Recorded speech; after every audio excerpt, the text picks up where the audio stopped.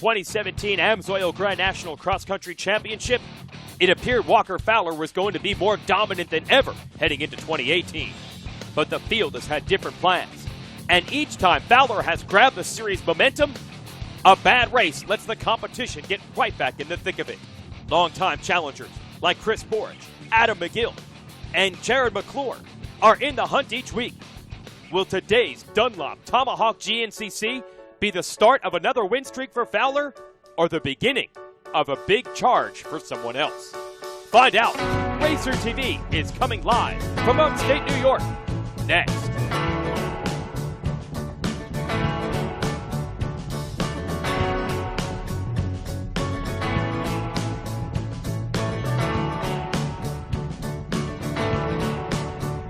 I'm alright today.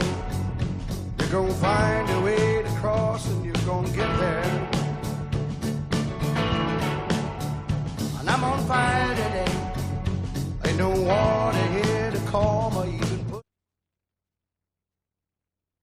Are you ready to go GNCC Racing?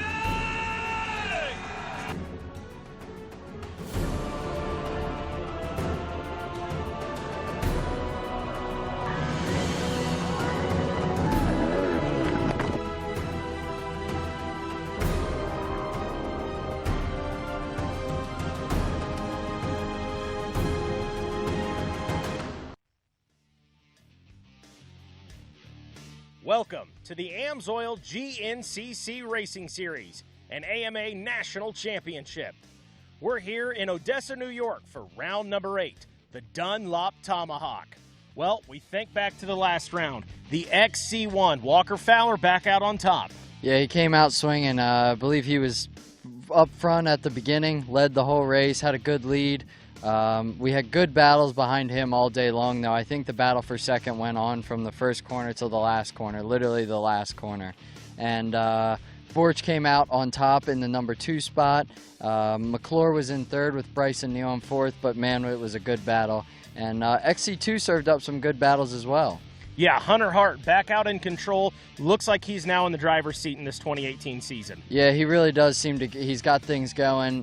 We're in here at his hometown race now. I think he actually lives just over the hill here, which is cool for him. But yeah, had a good race at Penton, and I'm sure he's looking for another one like that. But you know, he's got to get through some stiff competition. We got a lot of fast guys in there. We got John Galata Jr., who came out in second at Penton, one of his best finishes for the year, and Austin Abney, also another tough competitor in that XC2 class. Been the sleeper this season. We'll see if he's got some more out there today. Well, that's going to do it for right now. We're going to take it down to Jared Bolton to check out today's FMF PowerPoint. Thanks, guys. We're out here at the FMF PowerPoint. This is one of the toughest, most feared, and most technical parts of this Tomahawk race course. Look at this. It's littered with loose dirt, shell rock. What's that mean? That means it's going to get polished off. They're going to get down to that rock. And this is going to become the most technical part of this racetrack as the weekend wears on. The camera does no justice to how steep this hill is. I'm getting winded just walking up it. Okay, maybe not that bad, but you still get the picture. It's pretty steep. It's going to get really rough, and it could play a role in the race. The guys who are really good at technical stuff are going to be in an advantage here. The guys who aren't really good at technical stuff, they're going to struggle. They're going to have a hard time making it up. This could make the race right here. Back to you guys. Thanks, Jared. What a cool feature we have here at today's track at the FMF PowerPoint. I think that could make for some interesting racing. Landon, you're absolutely right. Well, the stage is set. That's going to do it for us down here. Let's get this race going. We're going down to Rodney Tomlin at the start line. After winning all but one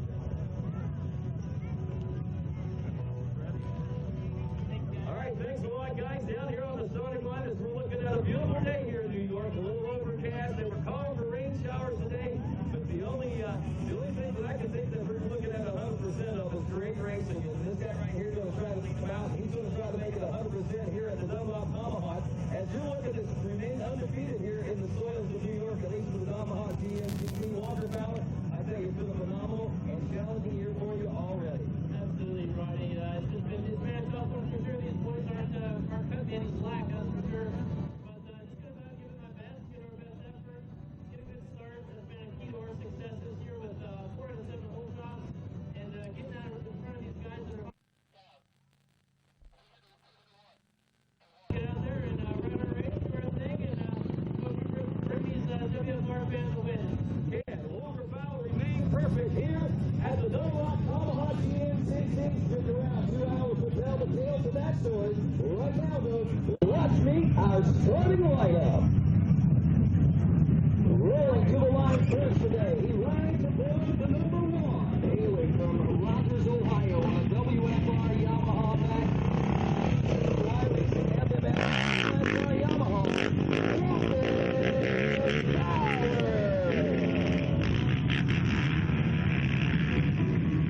Rolling to the line second today in points, aboard the number 2, hailing from Bidwell, Ohio, on a BDL Motorsport CST tires, Hauser Racing.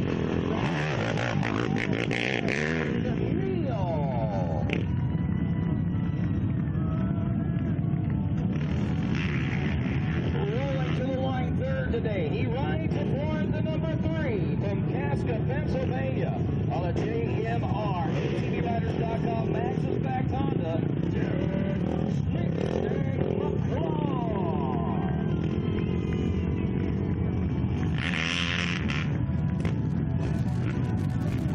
Rolling to the line next, he is becoming to make New York some familiar territory for himself. He is also GNCC's winningest racer of all time.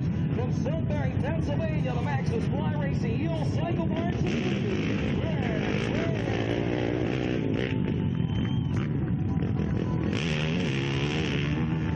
Rolling to the line next, he is 5th in points, about aboard the 733 from Edinburgh, Pennsylvania, on an Amsoil Yamaha, backed by Gear Alloy and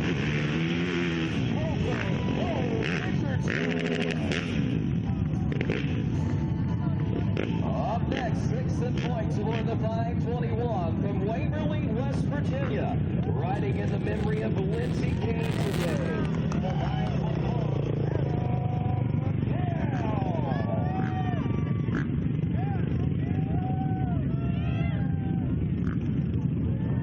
Rolling to the line next, he is 7th in points. He rides aboard the number 9, a rookie and a home state hero from Windsor here in New York. A MR Limited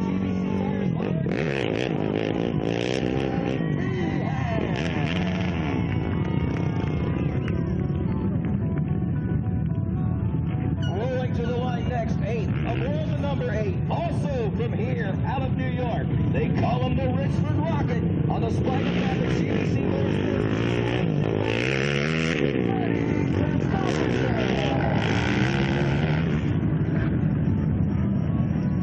Up next aboard the 741 from Myersville, Maryland, of a GBC's Motorsports RJR Solo Pilot Pack Suzuki, Wesley Hall.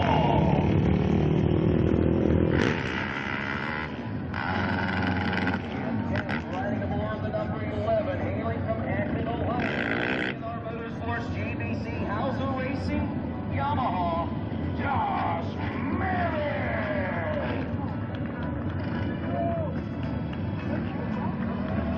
Up next, welcoming back to 542 from Hopedale, Ohio, on a BNR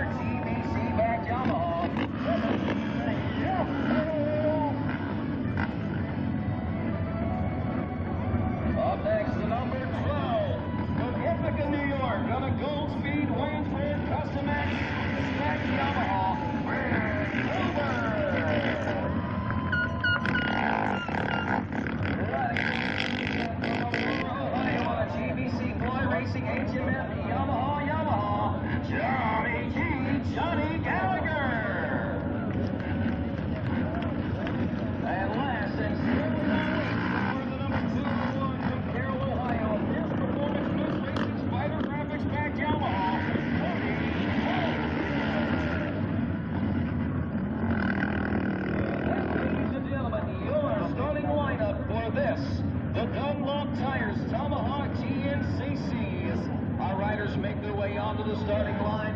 And of course, Ricky Towery readies himself up near the first turn. Our starting sequence about to get underway here for our first of 2 stops in the soils of New York. And of course, from the beautiful and scenic Seneca Highlands here, and a beautiful, beautiful view of Fingers Lakes regions, as well as the Watkins Glen, as well as Watkins Glen Raceway from where we are right now. A beautiful and an illustrious affair as far as I'm concerned. We talk about the beauty of the GNCC. Well, I'll tell you, Odessa, New York certainly offers us some of the greatest beauty that we see along the GNCC trail. We are so blessed as we get to see these wonderful, wonderful places as a part of the GNCC Racing Nation. But today, we get a chance to rip through the hills and mountainsides of New York here as Ricky Towery is awaiting the official word from timing and scoring right now that all systems are a go. Ricky is now finding his way out to that first turn region. And this now, my friends, is when things are about to get serious, and folks are really starting to feel the nerves churn as we have 1 minute before the start of round number 8.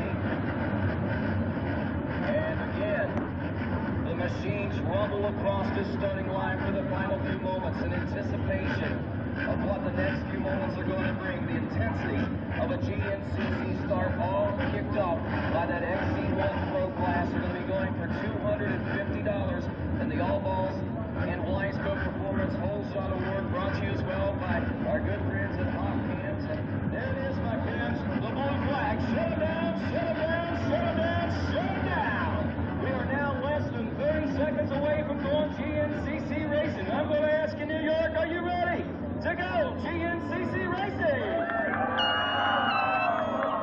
Wow, pretty good. I heard some horns, I heard some screams, but I tell you, I know we're in New York. I know how much you all love off-road here in New York. And I'm going to ask you one more time.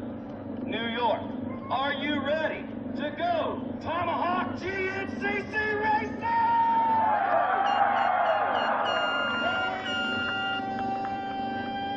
Seconds, and row number 1, the XC1 Pro will be off and rolling at the Dunlop Tires Tomahawk GNCC.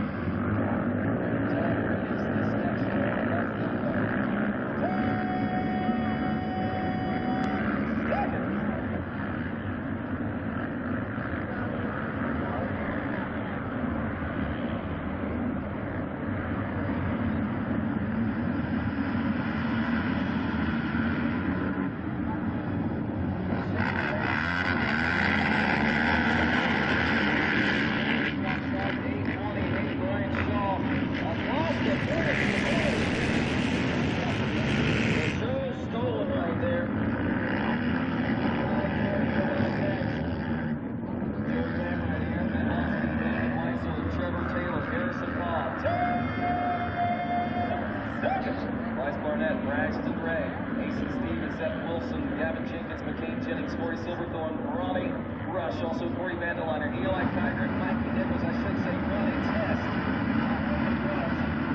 He's got that Johnny Depp.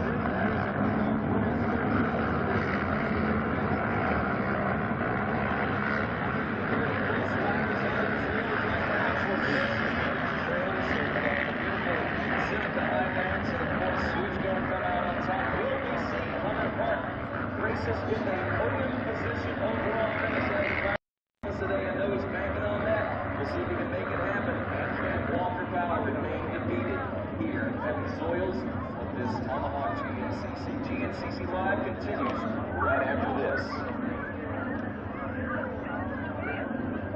Hey, this way. I love watching RacerTV, man. Ever since I was a kid in high school, I sit there and I would watch the RacerTV episodes back and forth from 2010 when Bill Balance and Taylor Kaiser was there, all the way to now. And man, I just live for it. It's a lot of fun seeing myself up there sometimes and seeing some good battles, watching Caleb Russell and Thad battle out in RacerTV. So yeah, they're doing a good job. It's a great thing. Hi, I'm Bryson Neal, and you're watching GNCC Live on RacerTV.com. We handle your races, your jumps, and your trails. Isn't it time you give your daily driver the same love? Amsoil Signature Series Synthetic Motor Oil delivers 75% more engine protection against horsepower loss and wear than required by a leading industry standard. Amsoil also offers a full family of ATV, UTV lubricants, giving you above and beyond fortification for your weekday and weekend vehicles. Amsoil, devoted to protection. Lucas Oil Motocross returns to the legendary High Point Raceway in Mount Morris, Pennsylvania for the 42nd annual Red Bull High Point National on Saturday, June 16th, located just 5 miles north of Morgantown off I-79 exit 1. Be trackside when the dirt flies. Go to highpointmx.com. Feel the roar of speed only motocross ring. The races start at 1 p.m. Saturday, June 16th at High Point Raceway. Visit highpointmx.com and we'll see you at the races June 16th. I'm a sore loser. I'm a sore loser. Losing is not an option for me. Be the best. The best? The best. You have to have the best equipment under the hood. That's why I only use Cometic products in my engines. Cometic gasket. Cometic gasket. Cometic gasket. Cometic gasket, a superior quality gasket for those of us who demand the highest level of performance. We are American motorcyclists. We are members of the American Motorcyclist Association. Racers, fans, and crew. We come together for this sport we love, to race together, to grow together. We start young and not so young. We race motorcycles and ATVs. We become friends, we become family. We compete for weekend bragging rights and national championships. We make memories on the toughest off-road courses in the country and on the best motocross tracks in the world. Some of us aspire to the speed and poise of road racing or the fierce competitiveness of American flat track. And we honor our greatest champions in the AMA Motorcycle Hall of Fame. Through it all, we cheer, we win, and we lose. We are racing. We are the AMA. Race with us. Be part of the greatest sport in the world. Be an American motorcyclist. Join us today at www.amajoin.com/join-now. The Amsoil GNCC series on RacerTV is brought to you in part by Amsoil, the first in synthetics. Rocky Mountain ATV MC, get ready. And Monster Energy, unleash the beast.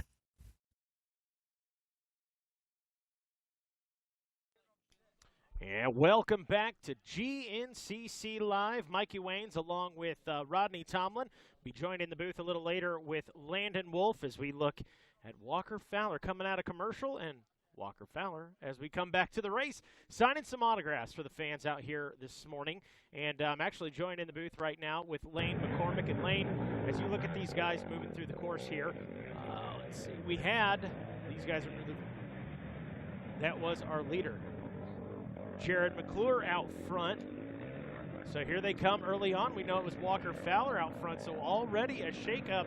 The sneaky snake going to work early. Jared Mcclure out front. I'm joined in the booth by Lane McCormick, who won the youth race this morning, man. And you're looking, you know more about this stuff than me. I'll completely own that. So what are you seeing out there? What do you think these guys can expect from this race today, Lane? Yeah, I know the New York terrain is very rocky, and the rocks were already coming up during my race, so it has to be bad for their race. So it's as we see these guys moving through this Rocky Mountain ATV MC section, starting to see some of the XC2 guys moving through there now. And Lane, as you looked, you saw Walker Fowler there when we came back from commercial. He's out there signing autographs. Has that gone through your head yet that maybe someday that's going to be you, man?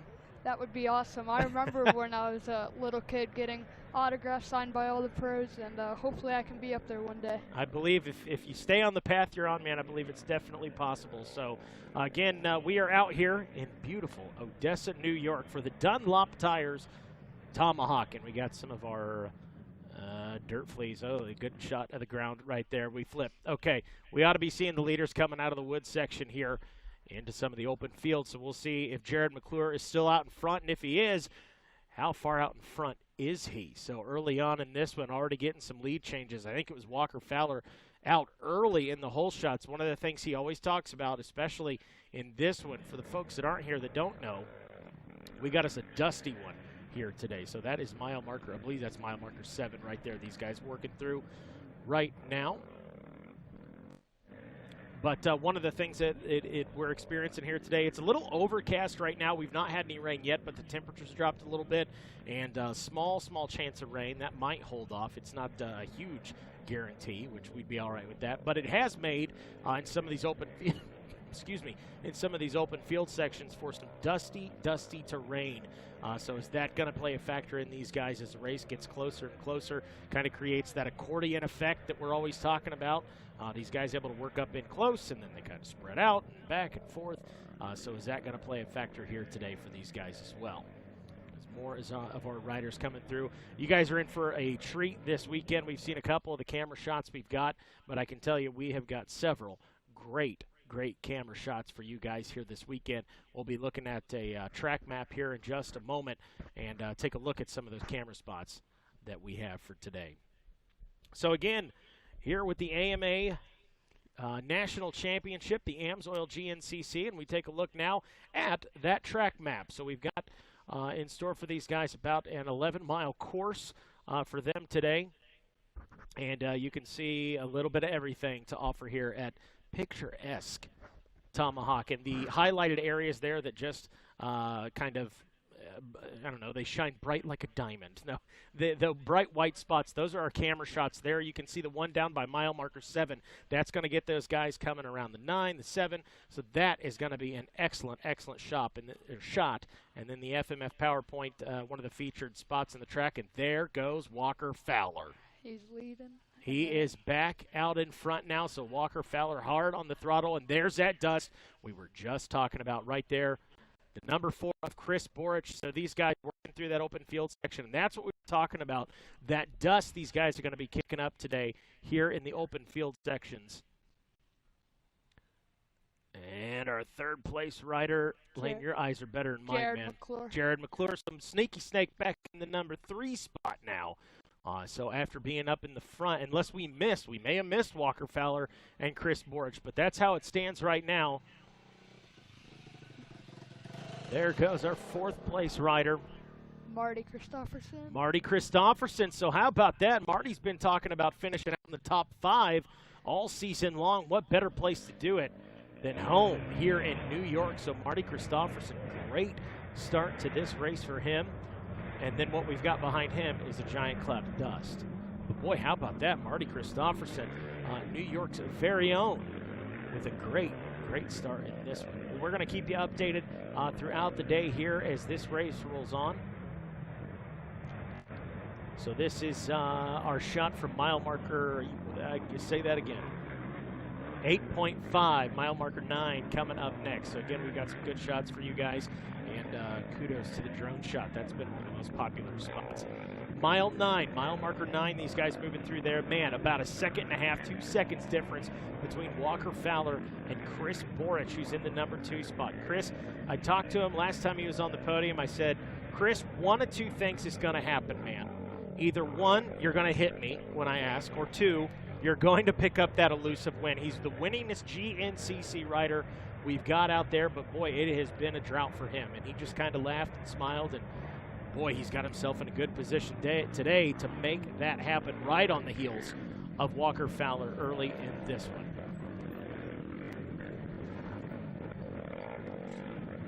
So as we watch the rest of our XC1 riders moving through the line here, not a lot of big gaps out there so far early in this one. Pretty close racing. There goes the Gator, Adam Mcgill. How about that tribute he paid this afternoon? That was pretty cool stuff there. Paying tribute there to Lindsey Kane. Hats off to Adam Mcgill for that. An absolute class act. Hunter Hart already up there. Hunter Hart, yeah, you're right. Moving up. He's up there with the XC1 guys already. Another New York rider. So can Hunter Hart perhaps pull off a top podium finish and get an overall with the time adjustment coming back from row number 2? And that obviously puts Hunter Hart in first place in the XC2 as we keep our eyes open for maybe our second place rider in the XC2. Wow, what a gap Hunter Hart is creating early in this one. How about that? So as Hunter Hart, I think we had, one more XC1 rider behind him, and now we've got a huge gap in between riders right here, moving through the Parts Unlimited section.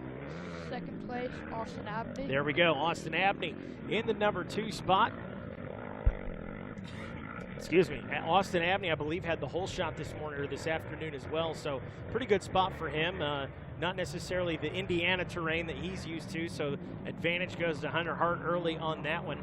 And we'll get an idea of exactly the gaps on these guys when they check through for the first lap. But we've got a little time yet before that happens. But boy, look at that. So prior to today's race, we saw Walker Fowler signing some autographs. Well, related to that, we actually had a chance to catch up with some of our pro riders coming into today's race to get their expectations on this Dunlop Tomahawk. Well, this track is really, really good. You know what I mean? The dirt here it's got that type of rock like Loretta Lynn's does in Tennessee. It's got a lot of shell rock that's just kind of just floats around and it burns up real good here, and the soil always stays wet in the woods, so gonna be dusty in the fields, but for the most part this track's got a little bit of everything, and pretty solid place to come to, just the drive from Ohio, 8 hours up here to New York, but other than that, everything's cool. The woods look absolutely perfect. As you can tell, the fields are a little dusty, but as long as you can make your way through the dust and get into the woods, it should make for some really good racing. Yeah, I biked the track yesterday, and definitely looks fast. I'm used to racing here, so all them old ruts are ringing a bell in my memory. So racing here with Noah, this is actually my most raced track in GNCC, so yeah, it should be good. I'm so happy to see that the course is dry. It's been raining nonstop for 3 weeks at home, so we ran a week before the Penton, and nothing but rain. We went to the Penton and actually had a really good track to the last lap, and then it rained, and then I knew how to ride in it, so that was good. And then, dude, literally ever since that race, it has nonstop rained at home. It's been brutal. We get here, and it's bone-dry dusty, so I guess I'm going to have to learn how to ride dust again. But it looks awesome. Fast track, a little bit of rock, nothing like Snowshoe or Masontown or any of the West Virginia races. It's more of a slick shale rock here, but it's gonna be definitely dry in the field. So a good start's gonna be key. All right, well, we got the word from the riders, and now we got the race from these guys. And look at that, boy. There's an excellent shot. That's that drone shot we've been talking about. I gotta tell you, man, if I was a sponsor, I'd be jumping all over sponsoring the drone shot. Well, Walker Fowler checks in for lap number 1, and Chris Borich checks in right behind him. You guys are seeing it live on TV. My computer is telling me the difference between those guys, 1.396 seconds is the difference. Ooh, that was a little shaky. I was giving kudos to Ian there. A little sketchy, but he got her. Jared Mcclure is checked in now. He is 13 seconds off the pace of Chris Borich. So look at these guys, different lines they're taking right there. Boy, that is a battle right there. Chris Borich does not want to give Walker Fowler anything. Just completely, there we go, picking some of the same lines. There, Walker pulls away a little bit. Boy, this is as good as it gets right here. Look at the skill level of these guys. Chris Borich staying on the outside, goes inside, trying to get around Walker Fowler. Can he do it? Not quite. Getting a little tangled up right there. This is great. I'm catching myself being a spectator right here. This is Chris Borich right on the heels of Walker Fowler moving through this field section. I tell you what, if you are not on the edge of your seat right now watching this one unfold, you better check your pulse. Wow, that was fun to watch. Good Lord. So we're joined in the booth now with Landon Wolf. It sounds like we're getting some reports that it sounds like Hunter Hart might be heading back to the pits. So I'll see if I can't get over there in just a second to find out what's going on. That looks like Austin Abney right there. So let's take a look here. Man, I got so caught up in watching that battle, wow, between Borich and Fowler. That was something that's going to make the season highlight reel. So Walker Fowler, we know he's our leader out in front. Chris Borich all over the rear tires of him. Jared Mcclure in second. Hunter Hart checked in fourth. We're getting some reports. Maybe something's going on with him. I'm going to run over there in just a second to find out. Bryson Neal checked in the number 5 spot. That puts him 4th place in the XC1. 6th place, Marty Christofferson. How about that? New York's own Marty Christofferson, 5th place in the XC1, a place he's talked about being all season long. He's right there after 1. Greg Covert in the number 7 spot, another New York boy out of Ithaca. Greg Covert Greg Covert out of Ithaca. He's a New York boy. Johnny Gallagher in the number 8 spot. The Coal Train, Cole Richardson in 9th in the overall. The Gator, Adam Mcgill rounds out your top 10. And just outside of the top 10, Cody Collier in the number 11 spot. Austin Abney in 2nd. Kevin Yoho is in 13th. Drew Landers 14th. And Wesley Wolf, old WW, rounding out the top 15 riders. And we got more XC2 guys checking in as you guys are looking at the Monster Mile right here. And there goes Walker Fowler. There's the battle we've been talking about with Chris Borich. Walker trying to shake Chris Borich. Can't quite do it. Breathing. Oh.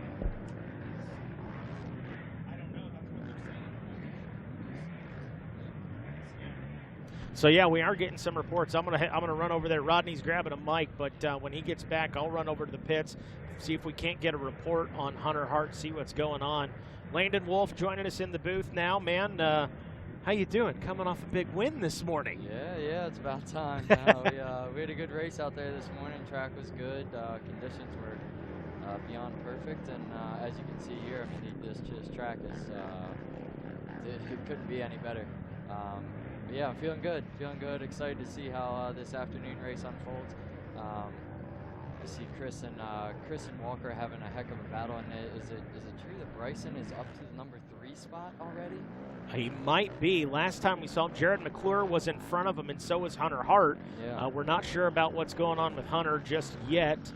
Yeah, I don't know. I saw Hunter right there, right before the finish line. Oh, right there's Hunter. He just popped through there. Okay, so there's our answer. He's good. Yeah. So I was gonna say I just saw him right before we got reports that he was heading to the pits, and he was doing good. So it looks like he's still on track up into the XC1 class already. There we had Wesley Wolf coming through, having a stellar. It looks like he had a little bit of an issue there on the first lap, dropped him back, but. He's going to be pushing hard. He got a long 2-hour race in front of him. Probably got another hour and a half yet to go, and got a lot of time to make up for lost ground. That's for sure. As we take a look at this, I'll tell you, I'm just joining you guys. Obviously not sure where you guys are in the race program, but I will tell you where I am in the race program. I am still connected to what was going on up front between Walker Fowler and Chris Borich, as we saw them going nose to tail just like this right now on screen a few moments ago. And these are the kind of battles that we might be able to see 2 by 2 a lot throughout the course of the day. And Landon, earlier you were in one of those yourself in that 4x4 Pro class after taking the win. What you're seeing out here, is this something that you saw earlier this morning as well? Yeah, I think it's going to be a lot of this out here today. The track's a really good, flowy track. It's not a lot of stop and go kind of stuff. So I think it's really going to make for some good battles. And as you can see, I mean, here we are just over a lap into this race, and we got one heck of a battle up front, and we got maybe a 5-6 way battle for the number 2 spot. So.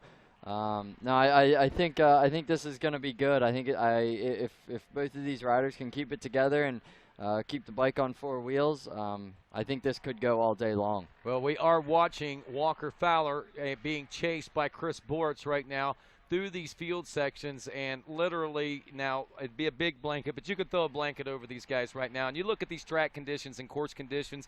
We've been here before. We see the dust right now, but by comparison, what we've seen in years past here, this track is in perfect condition today. No, the track really is beyond perfect today. I mean, it's been raining, it seems like, everywhere here on the East Coast for weeks now, but we came up here and realized that the conditions are beyond perfect, and even out in the field where it is dusty a little bit, to deal with that little bit of dust in the field, to have the track that we have in the woods right now, you just couldn't be more pumped about it. And even in the corners, I mean, we got some good moisture. And I tell you, folks, this is just an amazing track, no doubt about it. We saw that you had a great race. Before that, though, Lane McCormick, you were out there in that youth race earlier this morning, and I guess really you got a really good first bird's-eye view of what was going on this morning. Did you notice anything different from the racing that we'd done here in years past? Yeah, the track was a little beat up from the years before, but it's had that terrain that New York has, that rocky terrain, and the rocks are just starting to come up, so I imagine it's pretty bad for them. Dust, any issues this morning at all? The dust wasn't bad, but the woods were perfect, and It was clean track. Well, here's your race from this morning. You got off to a really good start. The green flag waved, man, and it looked like you were back on another mission today, huh? Yeah, I was off to a really good start, went into the woods third and made some quick passes, got up to the lead, led for a lap or so, and then the wheel was super loose. We had one nut hanging on the left wheel, so we took a nut from the right wheel and put it on the left wheel, and I was down to 4th overall, and I had to work my way back up with a minute behind and got her done. Wow. How do you do that, Lane? I mean, how do you, I mean, you're looking at all that time. I mean, is that just an inspiration for you or what? That's when you work out, and that last minute push comes into play. So you say work out. You are in a full training regimen, I guess? Yep. Tell me a little bit about that. With my Brett from Carb Sport, he helps me with all my endurance stuff, and endurance plays a big factor in GNCC racing. How old are you? 13. 13 years old, and how long have you been in a training program? I've always wanted to train, but I've really started doing it for the past 2 years. Really? That's pretty amazing. So you've been training since you were 11 to get to the point you're at right now, huh? Yeah, and it's paying off. It sure is. Well, good job. That's eight wins in a row, I guess, for you out of 9, or is it 8? Let's see, 7 wins in a row out of 8 rounds this year so far. Thank you. Yeah, well, good job to you. That's Lane McCormick, of course, and he is our youth overall winner from this morning. And with that being said, it is certainly, well, it set the stage for a great battle this morning. From 4th back a minute down, all the way back up to 1st place. I mean, that's pretty impressive stuff there, Landon. I think you got to be pretty impressed by that yourself, huh? No, the kid is he's a heck of a rider, and one thing I think Lane forgot to mention as he pedals away here, he did it all for his mother. It's her birthday today, so it was a big happy birthday gift for his mother, and now he did. He came from a ways back, and I always tell everybody watching him ride, it's quite impressive to see such a young kid have such composure and just so diligent in the sport, and I think he's really going to take this places. Well, he's been training on a training regimen for over 2 years now, he says, and he's 13 years old. You know, a lot of kids, you know, yeah, they might train or do a little something, but I think this kid has a full-blown training regimen. I mean, it's not, I mean, when he talks about Brent from Carb Sport, I mean, he's talking about the real deal there. No, for sure. I mean, as you know, his mom and his dad are both very, very involved in the sport with him, and his mom even races most of the time. She's had a little accident earlier on in the year, so she's not racing as of right now. But yeah, I think just the whole family gets him pumped up to do it, and it's definitely a family event for them, and he definitely takes it serious. You know, he doesn't come here to play around. Walker Fowler still leading Chris Borich as we check in the wood sections now. Nice little beautiful wood section. Doesn't look too awfully tight there. The trail been beat down pretty nice, so kind of nose to tail type stuff. What are they looking at through this section right here, Landon? I tell you, I mean, this is a lot of what the track is. Take note, it looks like Jared might be putting a push on here early, trying to close that gap, and it is tough. I mean, he probably knows that he needs to close that gap now before it's too late. But no, back to what you were saying about the track. I mean, this is how a lot of the track is, and man, is it just good conditions, good flowy trails through the trees, and you couldn't ask for any more. Bryson Neal coming through in the number 4 spot. He had a terrible start, and he's up in the number 4 spot already. So well, I tell you, he's trying to make up for what's happened those last couple of rounds. I mean, he was running 2nd place and podium position finishes the last couple of rounds and dropped to 4th place, I think, both times, if I'm not mistaken. And when I talk to him, you know, generally when you talk to that young man, he's kind of lighthearted. He's kind of, you know, there's just a fun spirit around him. Today it was a lot more serious spirit that he was in.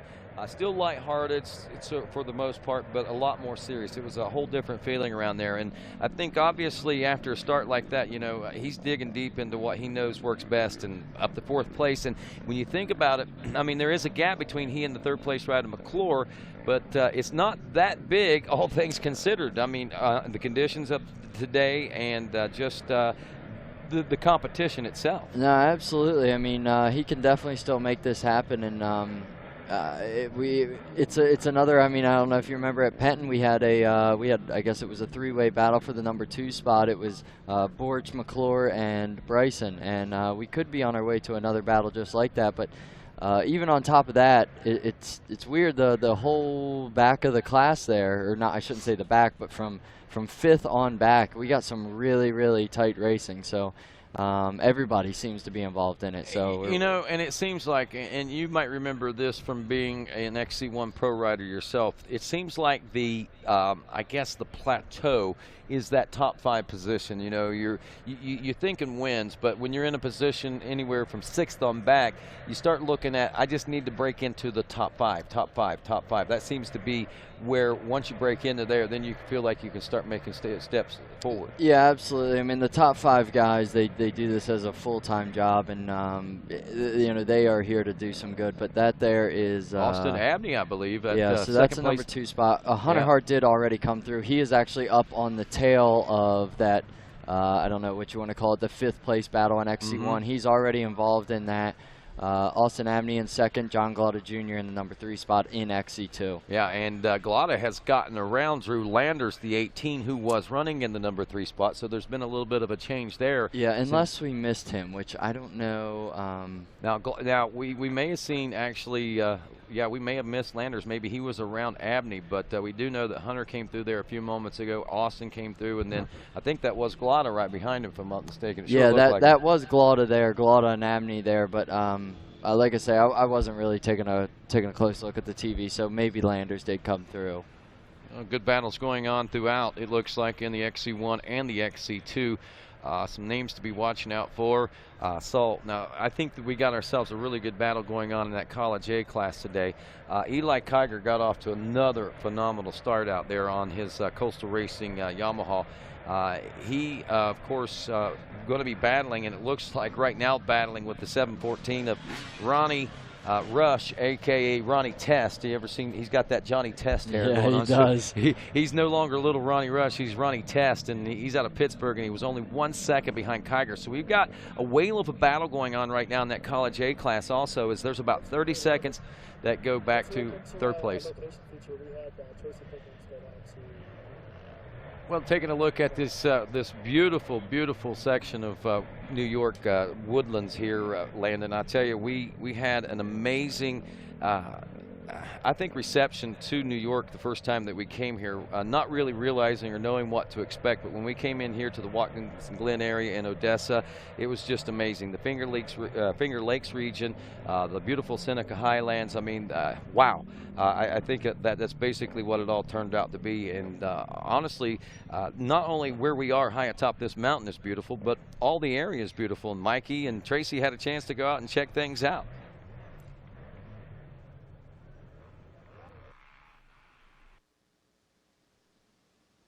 Hey guys, Mikey Wayne's here with 10-time WXC champion Tracy Pickens.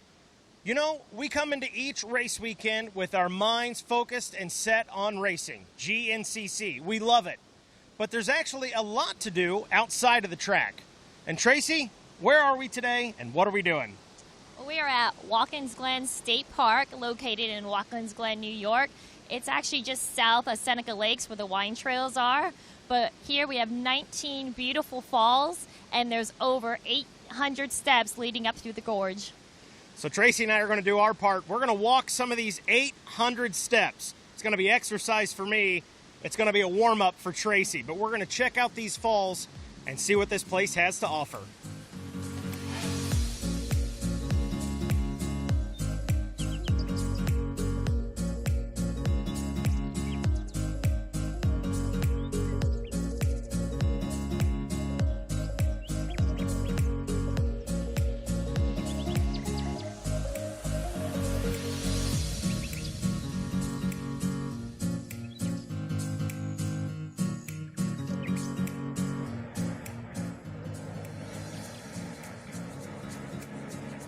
All right, guys, this is a cavern cascade. It is beautiful.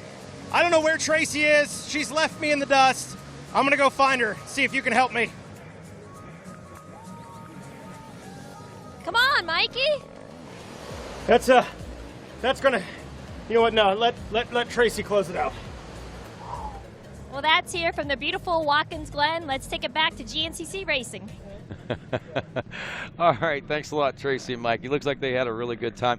If you're watching on the screen, we just saw the 7-mile marker. Walker Fowler leading, still the number 4 of Chris Borich. He's 46 races without a win since that big win he took at Ironman back at the end of 2014. There is the number 2 of Bryson Neal. I believe that should put him in the number 4 spot, still behind the number 3 of Jared Mcclure, as we continue to watch our riders check in here at this Rocky Mountain ATVMC 7-mile marker. We're joined in booth now by Antti Kalanen, who is the KTM off-road racing manager for the sport cycles teams over there, the motorcycle side of things here in GNCC Racing. And Antti has joined us. It's got some pretty cool things going on here as we continue to watch more. There's Cole Richardson checking in now. Looks like he has moved up a position or two since he checked in. He was running about a 7th place position in class. Now that should put him up about 5th place position now as we see the changes taking place, and we continue to watch here at the 7-mile marker, about 40 minutes into this race. But Antti joining us to talk about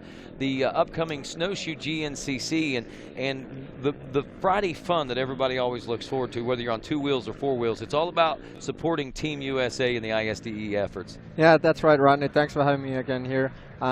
Yeah, Friday night, day before the Snowshoe, really the racing kicks off. We'll have a golf tournament. It's a fundraiser for the ISDE trophy teams. It's basically getting funds for the trophy team, junior team, and the women's trophy team. All 3 teams are pretty much all paid for.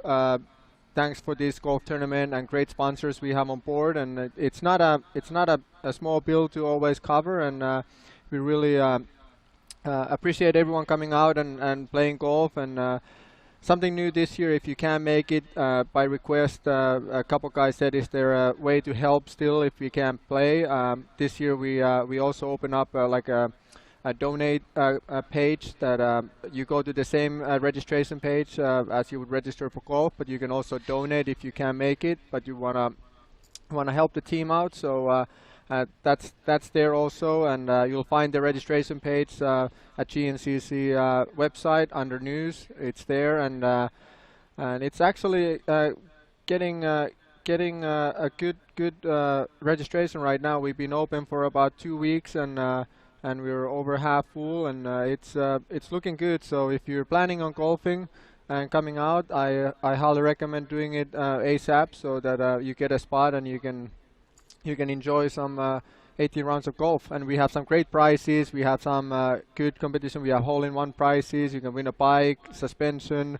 We have putting contest there, closest to the pin, and long drive. So great things to anyone to really have a chance to win. Out here near the 8.5-mile marker now, I believe, pushing maybe close to the 9, but regardless of where we are, open field section, Walker Fowler is still covered up right now by Chris Borich as we're continuing to watch the racing action unfold. This could be a monumental day, Antti, as we watch Chris Borich vying for his 74th win, if I'm not mistaken, and it's been 46 races since the last time he won a race, and he is all over Walker Fowler. This is the type of things that Walker doesn't like to have. He likes to be out front controlling the race by himself, but today he's got a shadow known as one of his biggest nemesis, and that, of course, is Chris Borich. As we watch them out of sight, we'll see, I believe, Jared Mcclure coming in here in just a few moments, and wow, Sneaky Snake is really closing up that gap quite a bit on these guys, and then a little further back, the number 2 of Bryson Neal will be checking in. Just want to remind folks again that is coming up on Friday, June 22nd at the Snowshoe Mountain Resorts Raven Golf Club for the USA ISDE Golf Fundraiser. And also one other cool thing is we've announced the USA World Trophy team, the Junior World Trophy team, and the Women's World Trophy team. Yeah, yes, that's right, Rodney. We just announced it a week ago, and I'm excited again this year. It's there's a couple new riders.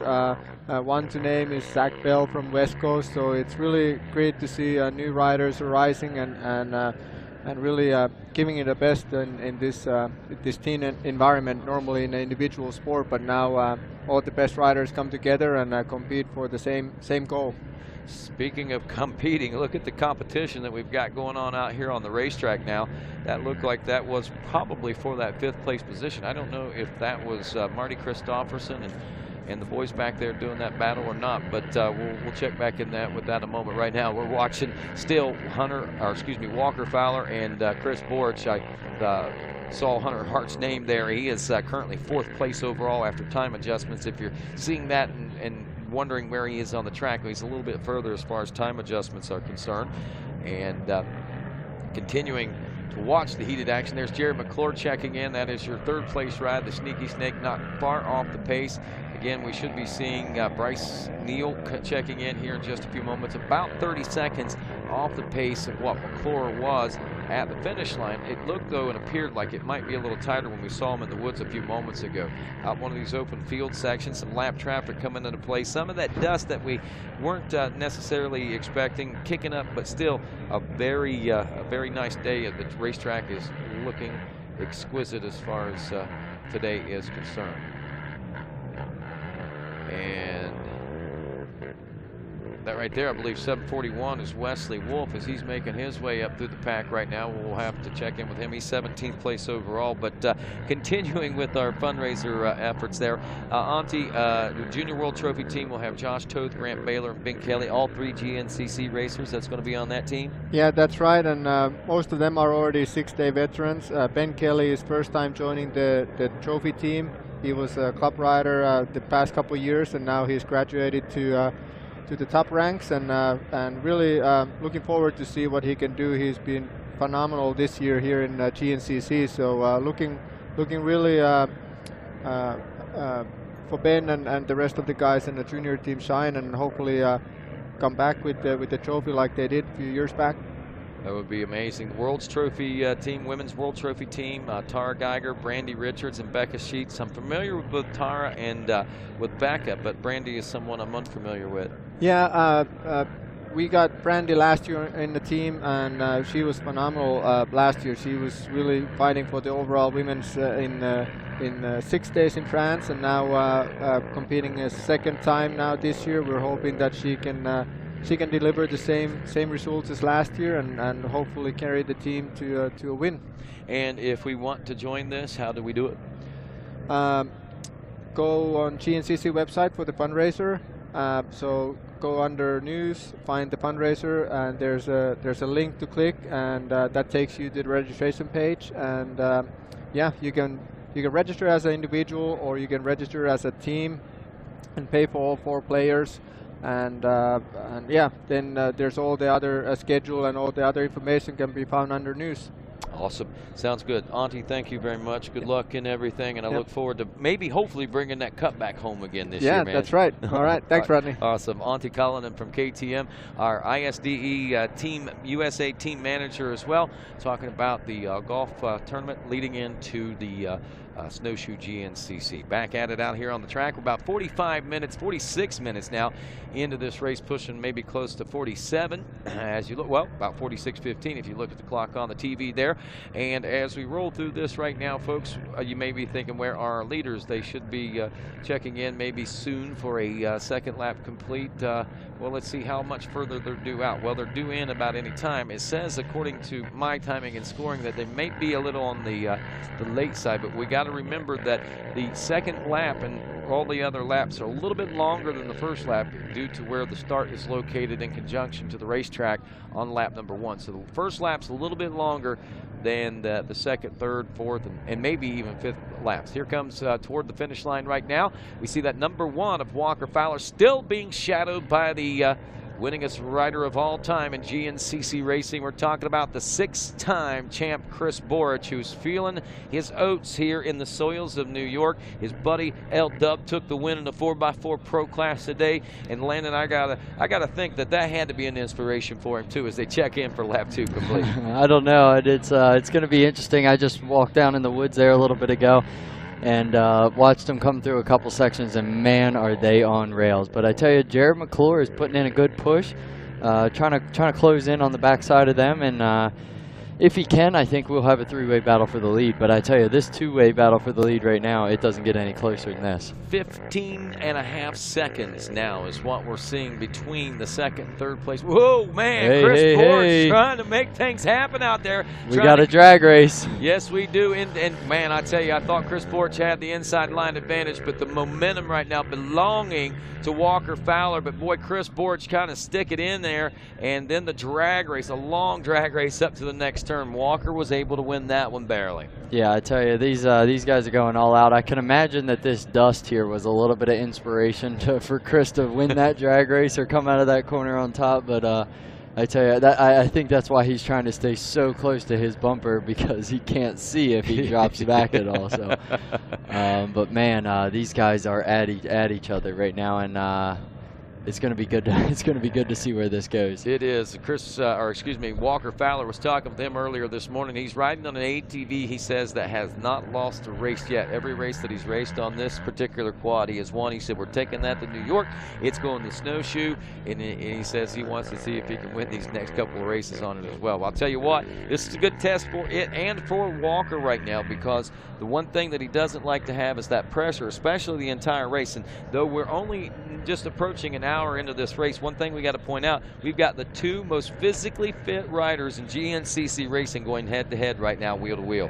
Yeah, I mean, this matchup here is the matchup of the century. I mean, Walker is the one that came in and took the championships away from Chris, and I guess he's had them for 3 years now, maybe. And Chris isn't done. You know, he's not ready to just give up or roll over and give up yet. And he wants, you know, it's going to be tough for him to get it back this year. But as you can see, he is not done with Walker. No, he is not. As we check into the finish line region, it is Mcclure in a third place position again now, 29 seconds back. He gained a couple seconds on the boys. Bryson Neal is in the fourth place position. Adam Mcgill racing in the memory of Lindsey Kane, 34 seconds back in the number 5 spot. Cole Richardson right behind him in the 6th place. We've seen those guys battling. I think that's that other two-way battle we've been watching from the drone. Devin Feehan in 7th aboard the number 9 machine. Marty Christopherson, another 10 seconds back behind him in 8th. Greg Covert 9th. 10th place is Cody Collier as far as the XC1 Pro class is concerned. As far as the overall is concerned, we wait for Hunter Hart to check in, and he has, and now he's 5th place overall. You do the time adjustments right now. He has an elapsed time of 48 minutes and 49 seconds. He is about 25 seconds behind Bryson Neal on adjusted time for 4th place right now. Yeah, it looked like Hunter's pit crew was out there ready to pit him this lap, so it looks like they're going to pit him a little early. But looks like I think we just missed Walker coming up the Monster Mile, but Chris Borch still hot on his heels. So right behind that, we are waiting. There's Jared. Wow, and that 15 seconds is getting awful close. That's what I'm saying. I mean, it seems like when they get in the woods, I know Walker and Chris are both really good field section riders, and you know, maybe that's where it is. But Jared's gonna have to put that behind him and make up the time that he can in the woods. But like you said, that 15 seconds seemed really short. But there we see Hunter Hart did come into pit. We'll see if that plays a part later on in the race. I don't know if he will have to pit again, because I don't think anybody else in the pro class pitted that lap. No, I mean, it's a traditional time to stop as far as pitting goes, but you look at the time on lap number 2, we were only, 47 minutes into the race. Now, we're going to have to start thinking about this on timing and stuff. Let me do a little bit of mathematical calculations. Right now, though, Mikey Waynes is standing by down in the champs pit, says he's got a heated battle going on. What are these boys feeling like down there with all this competition, Mikey?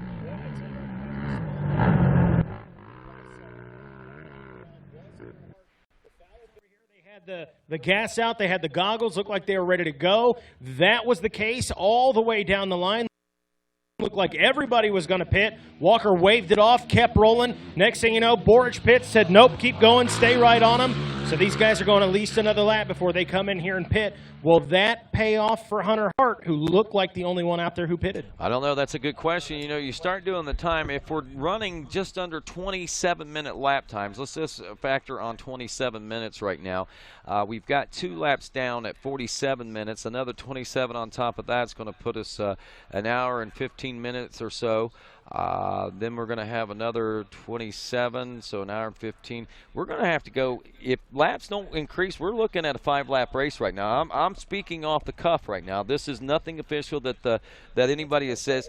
Oh, I am being told it is. It has been made official, so I guess my calculations are correct. So we got a 5-lap race that we're looking at, and we got a wheel-to-wheel battle that's going on right now. And you know, neither one of these guys want to lose this intensity. But here we go, gas mileage and stuff. It did come into a factor a couple of rounds ago at the X Factor GNCC, as we see Chris Borch gaining on the number 1 of Walker Fowler in this open field section in that drag race. But man, not nearly enough, it doesn't appear. But man, he has got himself in position. He just keeps going from one side of this racetrack to the other. Any mistake right now is going to be compounded by either one of these riders. A mistake by Borch is going to let Walker get away, and a mistake by Fowler at this particular point is going to let Chris by, and it's going to open up a whole new can of worms there. Yeah, I tell you, I'm thinking that the whole Indiana incident with the fuel issue might have influenced our decisions here. We're going to have a 5-lap race. It is going to, I would imagine it's going to be a little bit of a long race. It's going to go over a little over 2 hours. So they're going to go 3 laps, then pit, and then that way they can definitely make it to the finish line. No doubt at that point. There won't be a guess at that. So, and then the other thing I did take notice to, it sounded like Chris's pit was going to pit him until they saw Walker was not going to pit, and they said, no, we don't want you to lose sight of Walker. You keep going, and you stay on him. We're gonna run his pace today. So, and exactly. I'm sure Walker's hoping, I'm out of here. and I'm sure Walker was probably hoping, I hope Chris pits right now. I hope Chris pits right now. Yep. Because, again, we talked about this, and we've talked about this in the times that it's happened. And Walker even laid the scenario out early in the year. The one thing that he doesn't want is any one or a bunch of those guys right behind him. He wants to separate himself as much as possible, get that comfort zone, and then that way he can go out in front and ride his own race. Here's another couple of things that's kind of interesting, I think kind of neat, because we're seeing Chris Borch. I think he might just be playing cat and mouse right now, because Chris Borch doesn't normally like to lead, but that may be a different case now. Things have changed in 46 races, so that may be a whole different factor now. I know some of the local stuff that he's doing up here in New York and stuff, he's been leading a lot of those races, so it may be a whole different approach. Yeah, I'm not sure what he's got there on his pitboard, and it looks like Jeff's not sure if he wants to give it to Hunter or not, or maybe he's got to make some adjustments. Maybe that's what it is. He had some sort of algebraic problem for Hunter Hart. That's Jeff Hart, by the way. That's Jeff Hart, the father of Hunter Hart, who is currently running 5th overall, leading the XC2 Pro-Am class. And believe it or not, there he comes now. Yep. Yeah, see, he's pointing at something, and I don't know. It'd be interesting to see what is on that pit board. Let's go back. Let's look and see what the deficit between first and second is. I'm going to go out on a limb here and say they're looking at what's ahead of him right now in over to all-time adjustment. He has a 1 and 50-second lead over second place. So my mind is that right now these guys are mathematically calculating what's it going to take to get another position in the overall, and what's it going to take maybe to land on the podium at the end of this day. Yeah, I think Walker's been pretty Hunter's been pretty dominant there in the XC2 class. He had a couple hiccups there earlier in the year, but I think at this point he is heading towards wanting himself an overall podium, and he's close. I mean, I think maybe the race before, he was actually second after the first lap, so it's not out of the question for Hunter. Well, I tell you, approaching an hour, 56, nearly 57 minutes now into the Dunlop Tomahawk GNCC here from beautiful Odessa, New York in the scenic Seneca Highlands. GNCC round number 8, the Dunlop Tomahawk GNCC right now. Walker Fowler leading Chris Borch. Jared Mcclure is third, fourth, Bryson Neal. And the young phenom from the XC2 Pro-Am, Hunter Hart, rounds out the top 5. GNCC Live continues after this. So, it's GNCC Racing. This is Chris Borch. You're watching GNCC Racing. This is Chris Borch. You're watching GNCC live on RacerTV.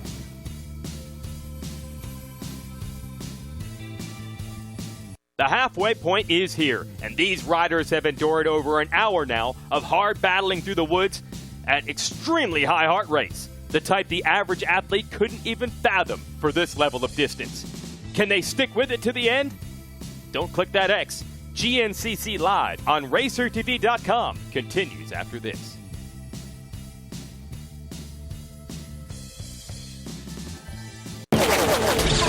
I'm a sore loser. I'm a sore loser. Losing is not an option for me. Be the best. The best? The best. You have to have the best equipment under the hood. That's why I only use Cometic products in my engines. Cometic gasket. Cometic gasket. Cometic gasket. Cometic gasket, a superior quality gasket for those of us who demand the highest level of performance. We handle your races, your jumps, and your trails. Isn't it time you give your daily driver the same love? Amsoil Signature Series Synthetic Motor Oil delivers 75% more engine protection against horsepower loss and wear than required by a leading industry standard. Amsoil also offers a full family of ATV, UTV lubricants, giving you above and beyond fortification for your weekday and weekend vehicles. Amsoil, devoted to protection.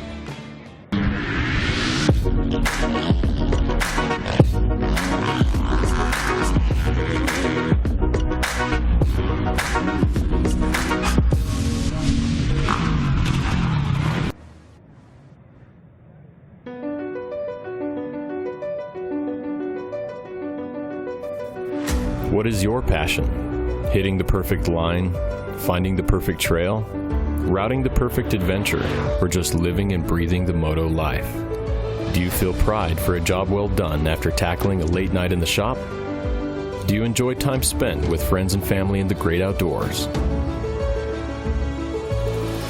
Spanning over 3 decades, one name has taken the lead for supplying the best powersport parts, accessories, and apparel to fuel your passion. One name that knows it goes beyond getting you the best prices, quickest shipping, or largest selection. One name that builds and innovates for our industry. One name that teaches, helps, and supports our fellow riders, racers, and organizations. Lucas Oil Pro Motocross returns to the legendary High Point Raceway in Mount Morris, Pennsylvania for the 42nd annual Red Bull High Point National on Saturday, June 16th, located just 5 miles north of Morgantown off I-79 exit 1. Be trackside when the dirt flies. Go to highpointmx.com. Feel the roar of speed-only motocross ring. The races start at 1 p.m. Saturday, June 16th at High Point Raceway. Visit highpointmx.com and we'll see you at the races June 16th. And welcome back to GNCC Live. Rodney Tomlin along with Landon Wolf and, of course, Mikey Wayne's out and about in the pits as we are from Odessa, New York, GNCC's round number 8, the Dunlop Tomahawk GNCC, where Walker Fowler continues to lead Chris Borich, who is basically a shadow of Walker Fowler right now. They've got about a 15-second gap back to Jared Mcclure, who has about a 30-second gap back to Bryson Neal. The big question right now is the mathematical equations going to work out for the kid or not? He stopped early for a pit stop. That could be part of the strategy. He currently runs 5th. Hunter Hart, your XC2 Pro-Am leader, with a 1-minute, 50-second lead over second place right now. So we're going to be keeping an eye on that and see whether or not that pit stop is going to pay any dividends for him. Adam Mcgill is 6th place overall right now. The Cole train, Cole Richardson, hot on his rear wheel. Those two, I think, have actually been going back and forth a little bit. Devin Feehan, the number 9, is 8th. Marty Christopherson, another New York boy, in 9th. And Greg Covert, three New Yorkers right there in a row, 8, 9, and 10,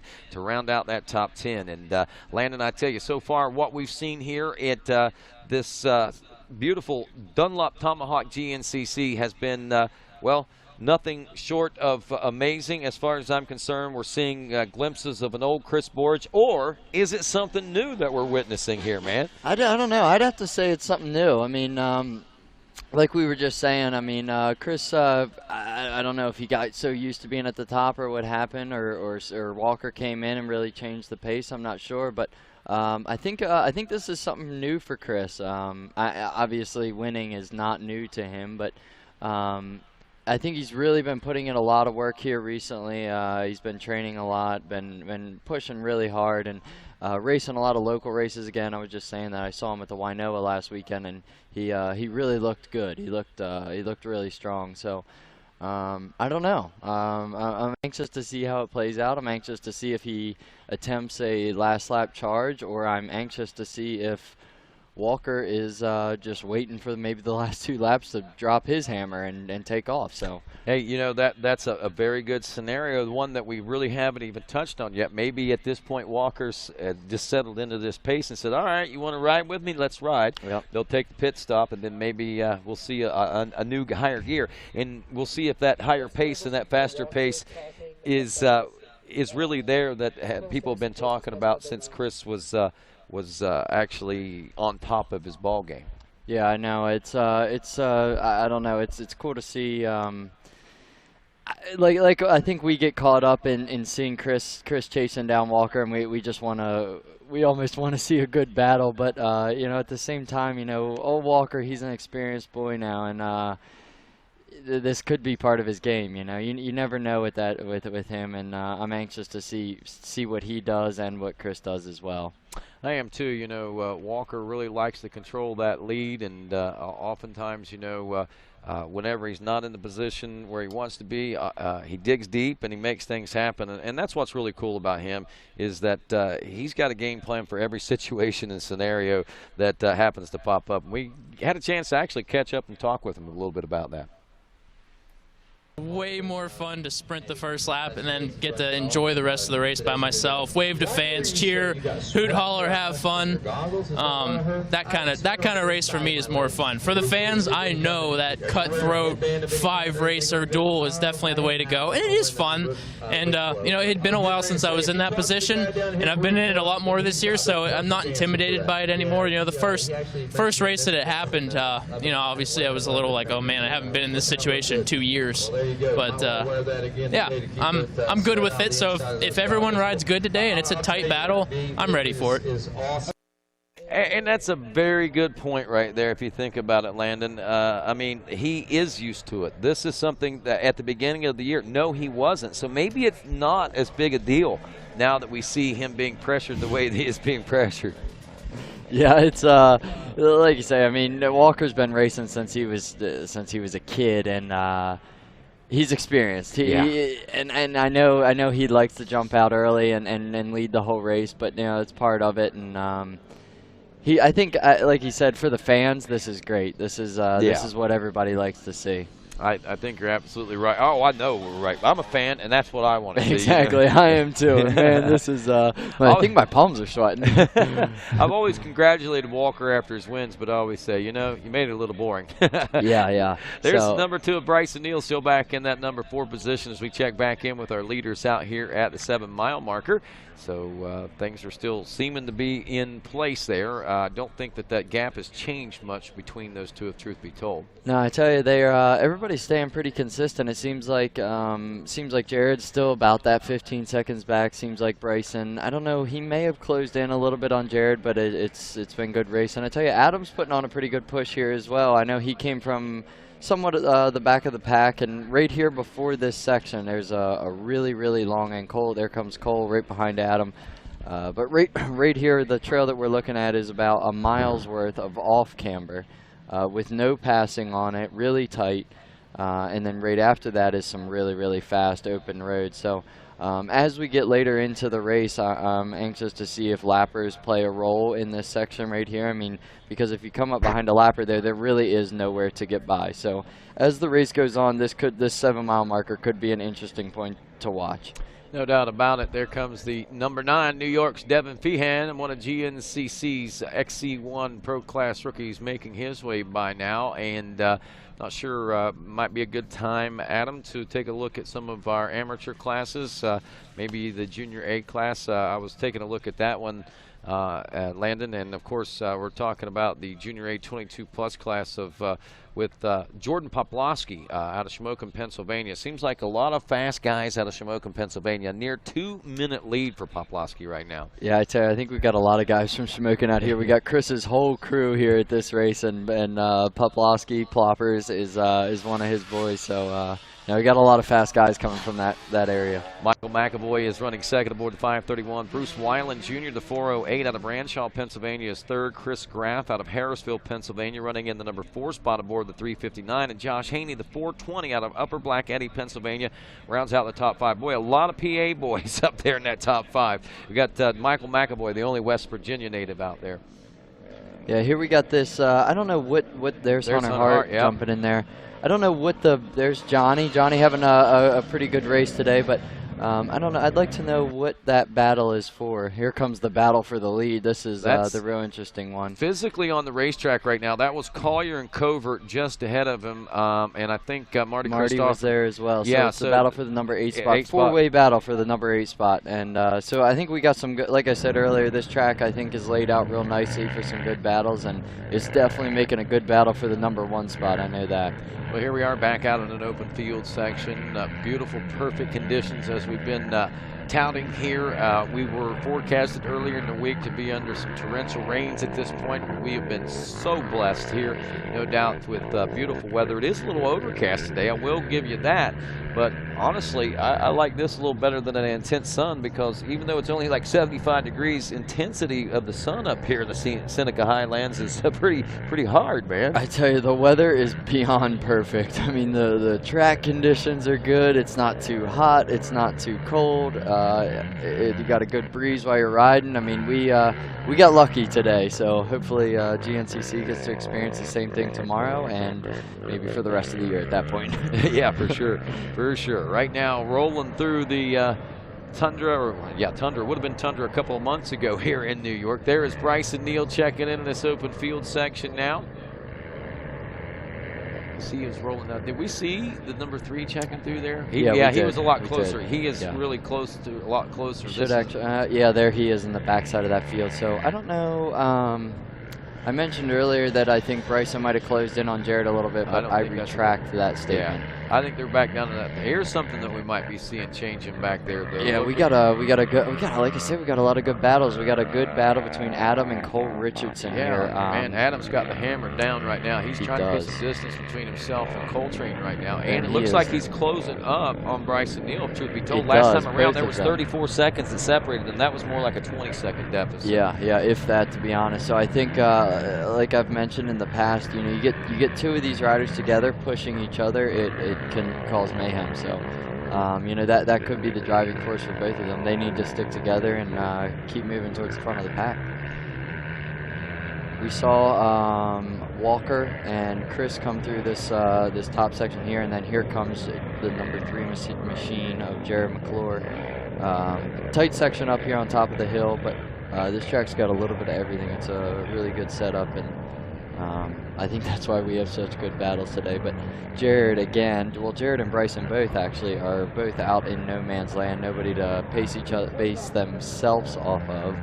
So that is tough racing there. It's tough to catch Walker and Chris when they are out there pushing each other. Well, it's about 25 seconds now that we see separating the third and fourth place positions. It looks like of Jared Mcclure and Bryson Neal. We are approaching 30 seconds out, past 30 seconds. So we're looking at 40 seconds now. So that is increased to almost 10 seconds farther. So it was like 30 seconds. Now we're looking at about a 40-second gap right now. Yeah, I tell you, it really looks like Bryson is really putting a hard charge on. He looks like he's riding really well, and so I'm beginning to think that he might have made a little bit of a mistake and on one of the downhills or something like that. But here comes Adam in the number 5 spot, Cole in the number 6 spot, I believe.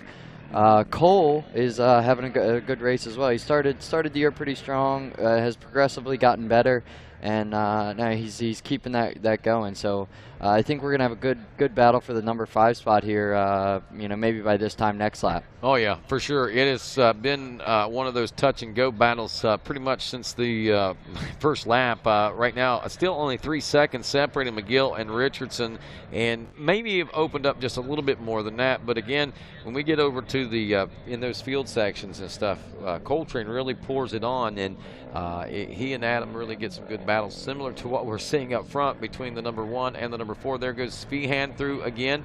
That is your 7th place ride in the XC1 Pro class. As he checks in, he is somewhere in the neighborhood. It said 27 seconds. I'm thinking that gap has opened up to about a 40-second gap as well, as we watch now to see what's going on. Marty Christopherson, another New York rider, was 10 seconds back. Then we had Covert and Collier. We'll see if that 4-way battle for 8th place is still as heated as it was when we checked in with them a few moments ago. Big gap there, though. Nobody's coming through right now. Yeah, I tell you, there is quite the gap there. Those front couple runners, like you were saying earlier, they are on a mission today. But behind that, you know, like you say, got a little bit of a gap. But the battles that we have behind this are as tense as the battles in the front of this. Yeah. So we got good racing all the way around. But this battle, I mean, what do we got? 5 or 6 people all together. Yeah, pretty much. And Hunter Hart, I think, physically was close to that battle as well. I think he was actually in between Johnny Gallagher and Cody Collier. Here we are in... yeah, we just saw Cody Collier right before we flipped screens there. Cody Collier was coming into view, but there we have our 2 leaders coming into the finish line section, so they should be getting the 2-lap card. This will be the end of lap 3 for these guys. Yeah, so they'll be getting the 2-lap card. And they're as close as they were in the second corner. Like you said earlier, that you could throw a blanket over these two, and man, is racing getting intense. So right after the finish line here, they're going to be heading into Pro Row, which this will be the lap that they need to pit. So could Chris get a better pit stop and make the pass then, or you know, is he going to wait till later on in the race? Wow, right there is another thing that may be a great separator of some lap traffic, but wonderfully enough, checking in with lap 3 complete, we've got open enough woods that these guys have been able to stay tight together. As the race, though, wears on, we are getting a little deeper into the field out there, and this could certainly change the favor of this race pretty quickly. So we'll keep a very close eye on it after an hour and 14 and a half minutes now. Walker Fowler leading Chris Borge by 1.9 seconds, and I don't know that they've been farther apart than 2 seconds the entire day. No, they certainly haven't. Not that we've seen anyway, and it looks like it's going to stay that way all the way down to the checkered flag. Who comes out on top, I don't know, but man, is it going to be a good one. Well, watch the line choices out here. You see that main line burned in. Looks like these guys are riding the duff out there, the edges. What's going on with that? Yeah, these guys are the best of the best. They know you can't stay in the main line all the time, and especially for Chris, you know, he can't stay right behind Walker because he can't see anything back there. So start outside, come on the inside. They stay where the track's smooth. They stay where there's good traction, but hopefully we can keep the camera on these guys. They're going to come up this hill and head into Pro Row, where they will both be pitting, I'm sure of. And I'm anxious to see if, you know, maybe Chris can have a little bit quicker pit stop, or how it's going to work. This is going to be interesting. Riders coming in for a pit stop now. Will this change the face of this race? Will Chris Borge be able to get out first? And if he does, will he be able to hang on the lead? Let's see what happens. Both in now, getting fresh goggles. It looks like a splash of gas, and I don't think there's much more than that. Another than a drink. Not going to happen. Walker is back out. He gets out first, and where is Chris Borge? Chris has actually had a little extended pit stop. By comparison, the gap is now doubled maybe to 3 seconds, I think. Yeah, so we went from a 1.5 seconds to 3, so big changes out here in today's race. But no, I mean, we got another 2 laps of racing. We could have a lot happen still like we've seen in races past this year. Literally, it's not over until it's over. Most definitely not. We see Mcclure is checked in. He is now 30 seconds off the pace of those guys. Bryson Neal is at 42 seconds, 18 seconds back to Mcgill, only 5 seconds back, now 6 seconds back to Cole Richardson as we check in with 3 laps complete for those guys. We'll see what kind of pitting action we got going on there for those guys here in just a moment, as I imagine every one of these guys are probably going to be stopping in for a quick pit stop. We're going to check in with Mikey here in a few moments as well and find out what the atmosphere of the pits are like and what the atmosphere of those front 2 runners are. I mean, you have to wonder if those guys are all on pins and needles right now wondering what's taking place down there. Yeah, you have to wonder. Here we got Bryson Neal coming in for pits. Probably not the exact first lap that he was hoping for, or first half of the race, I should say, that he was hoping for. But tossed his goggles, got a new set of goggles on. You know, maybe some fresh eyes will do him some good, and he can maybe track down the number 3 spot of Jared Mcclure. Well, it sounded like Mikey might have been there. I'm not sure, but we got more pits going in there. Mikey, if you have something, pop it in there. There goes. Is that Mcgill? That is Mcgill. I tell you, he must have come in a little hot. He was sitting in his pit completely sideways, or maybe that was for show. I don't know, but we got some good battles there. I mean, Adam Mcgill, Cole Richardson right on his heels. we got a lot of good racing out there There today. is a lot of really good races. You know, there's some gaps in between some of these positions, but once we get to them, wow, they are really intense. That battle for the 8th place position should be checking in about any time now. Honestly, we'll be looking for Marty Christopherson, Greg Covert, Cody Collier, Johnny Gallagher and the boys, and even Hunter Hart to check in that one. Yep, so we did have, after Cole, we do have Devin Feehan thrown in there in the number 7 spot. He's a little bit out there in no man's land by himself, running by himself, so he's in the same situation as Jared and Bryson. Well, Mikey Wayne's down in the pits. What's happening? It sounds and looked like a pretty eventful pit stop for a lot of folks. It's been intense to say the least. Walker Fowler had a great pit, new goggles, got some fuel. You guys saw him get off the line there. I'm not sure if the camera caught it, but Chris Borch didn't look like he lost any time there. It's still a battle between those two. Interesting enough, the Bryce and Neil pits, man, there was only Dad here to help him out today. But kudos to these guys. I tell you what, it's hard to beat the nice, fine folks here in the ATV pits. They came over, helped them get fuel, get those goggles on. Bryce and Neil back out there with the rest of the crew, or rest of the riders, to finish this race I'll tell you what, Bryson may be running with a skeleton crew here this weekend, Mikey, but I'm sure he's got a lot of support around this racetrack and at home watching right now on RacerTV.com as we will continue to watch and support what's going on in the Young Bidwell Bullets efforts as well. There is the 8th place position. It is in now. Cody Collier is now 14 seconds behind Devin Feehan. 10 seconds behind him as it's starting to open up is Marty Christopherson. Greg Covert 1.3 seconds behind him, so they're pretty tight. Johnny Gallagher is now 8 seconds behind Covert back there, so that's rather interesting. This also will be interesting. Let's check the overall now. Where is Hunter Hart in the grand scheme of things right now? Wow, Hunter drops to 8th place overall. Instead of moving up right now, Hunter's starting to find himself falling back there. Okay, hold on. Is this, that's not Walker? Oh, yeah, it is. So Walker has put, I don't know, maybe 5 seconds on Chris Borch. That extra that second could have been a lapper, though, you know, and Chris could close that in no time. But that's the beauty of GNCC racing. You know, you get out there, you get in the mud, you get in the rocks, you get in some lappers. It can change how the race ends, but well, you know, I'm sure this ain't over just yet. No, it's inspiration right now for Walker Fowler, and it's probably just exactly the same for Chris Borch, but at the same time, man, I know he's thinking, oh no, got to get back.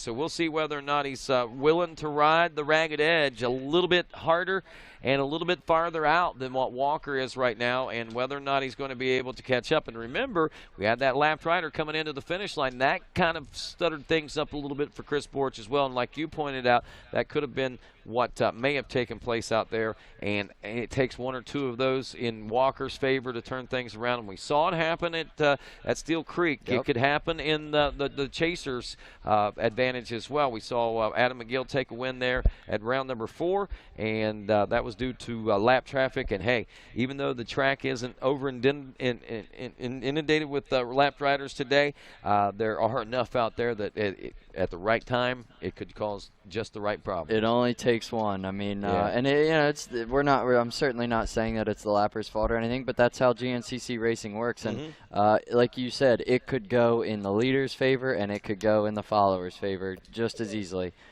Adam, let's transition into his story about that deal. Well, Adam Mcgill out front here today, and if you were watching, right now he is running in the number 5 spot, and that is overall as well as physically on the racetrack. And if you were watching in the beginning of the show, we made mention that Adam was running in the memory of Lindsay Kane, and Lindsay is a young girl and part of the GNCC Racing Nation that was tragically lost on Tuesday, and I know that she holds a very special and near and dear place in Adam's heart, and we did have a chance to catch up with Adam and talk a little bit about that before this morning's race.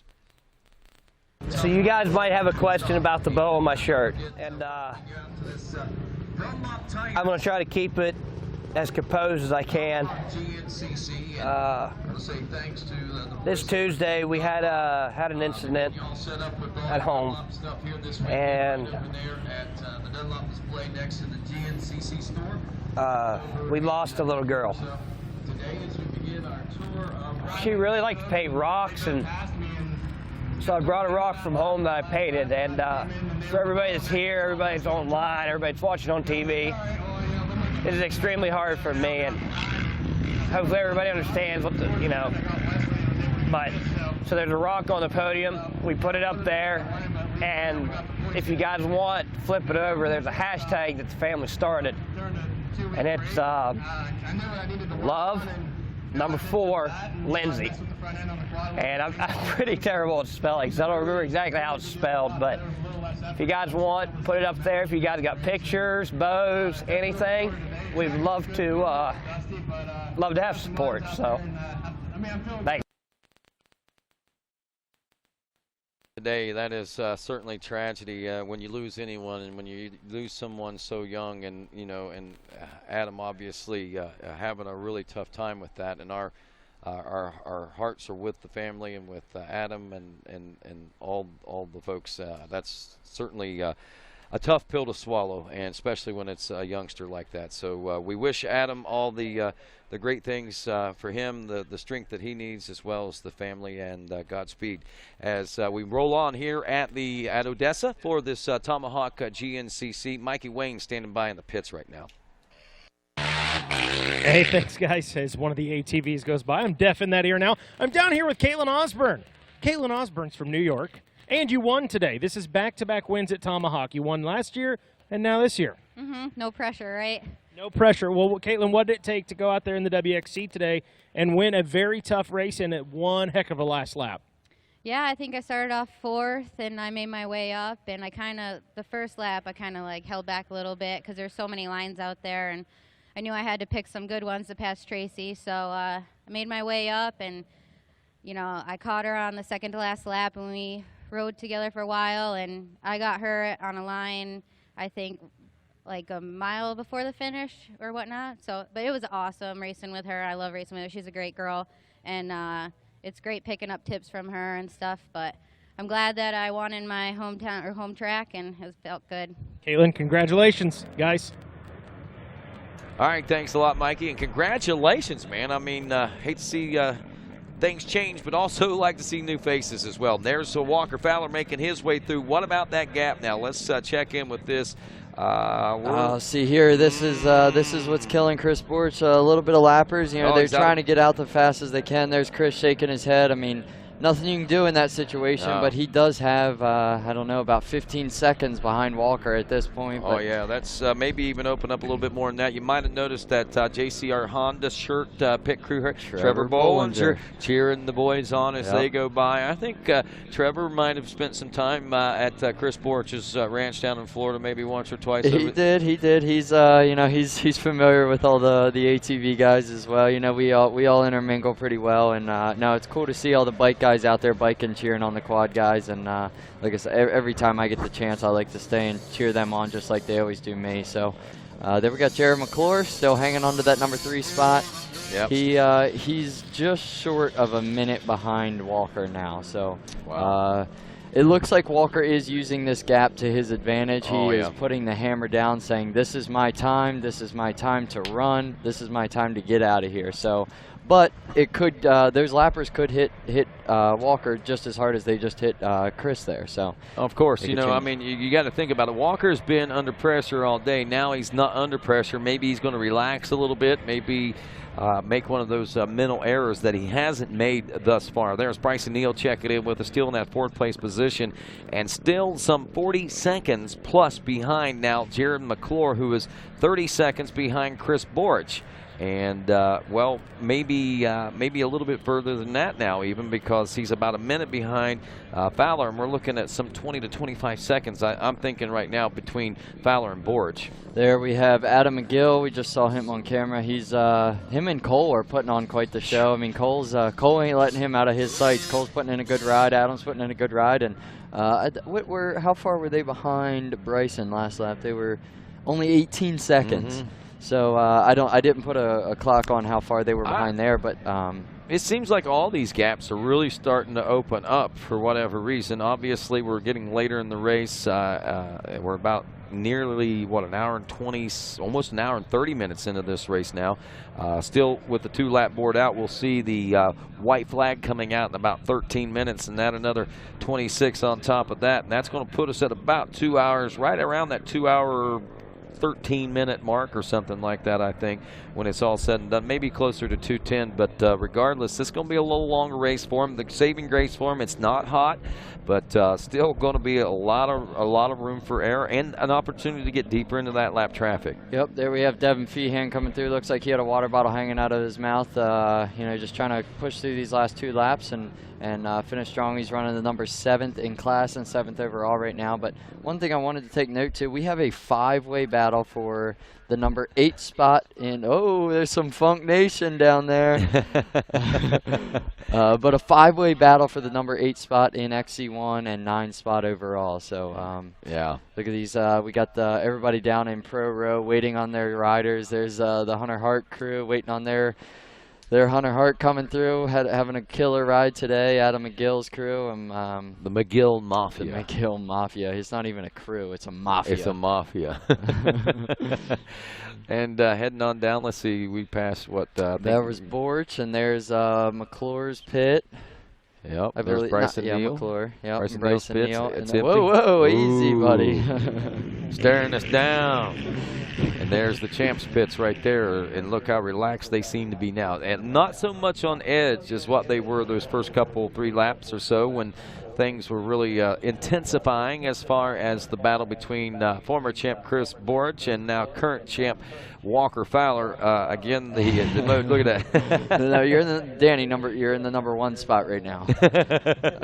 But I'm sure they were happy to hear that Walker has put a couple seconds on Chris. But like I say, I mean, Walker's just out there putting the hammer down, trying to keep that gap there. You know, yeah. It could change at any second. It most certainly could. Hey, folks, here at the track, don't forget we've got micro racing coming up here today. We'll have the 50cc racers still coming around. Just want to remind folks of that, and plenty of things going on tonight with chapel services at 7 o'clock. We got youth activities and family activities.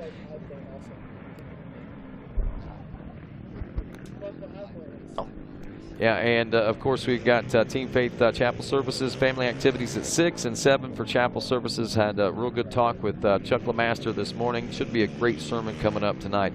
Hey folks, Father's Day weekend is coming up. You know what that means, right?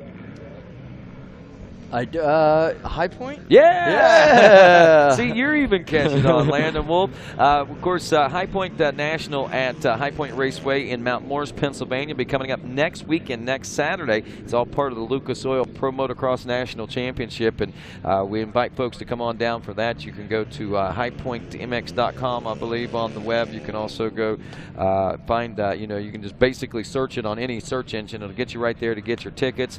I suggest get over there on Friday. Watch some great amateur racing Friday, great pro racing on Saturday, and more great amateur racing on Sunday. If you want to race it, be sure and check out the amateur guidelines for Friday and Sunday. I'm sure that they'll be more than happy to have you there. But that's Father's Day weekend next weekend as far as the calendar rolls. Next Saturday at High Point Raceway. Be there. An hour and 30 minutes now into this race, Landon Wolf. We are here in Odessa, New York at the Dunlop Tomahawk GNCC. I'm Rodney Tomlin, Landon Wolf by my side. Mikey Wayne's out and about in the pits, and that's Walker Fowler leading this one, my friends. All race long, he had a shadow named Chris Borch, and that shadow now here at the 7-mile marker on lap number 4 has waned.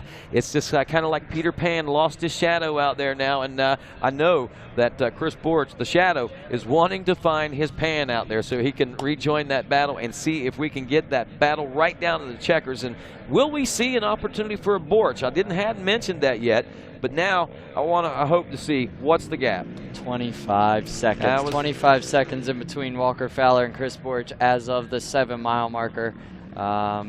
Walker saw his opportunity, and he clearly took advantage of it. Yes, he did. I mean, it's what he looks for. He looks for that little bit of a gap.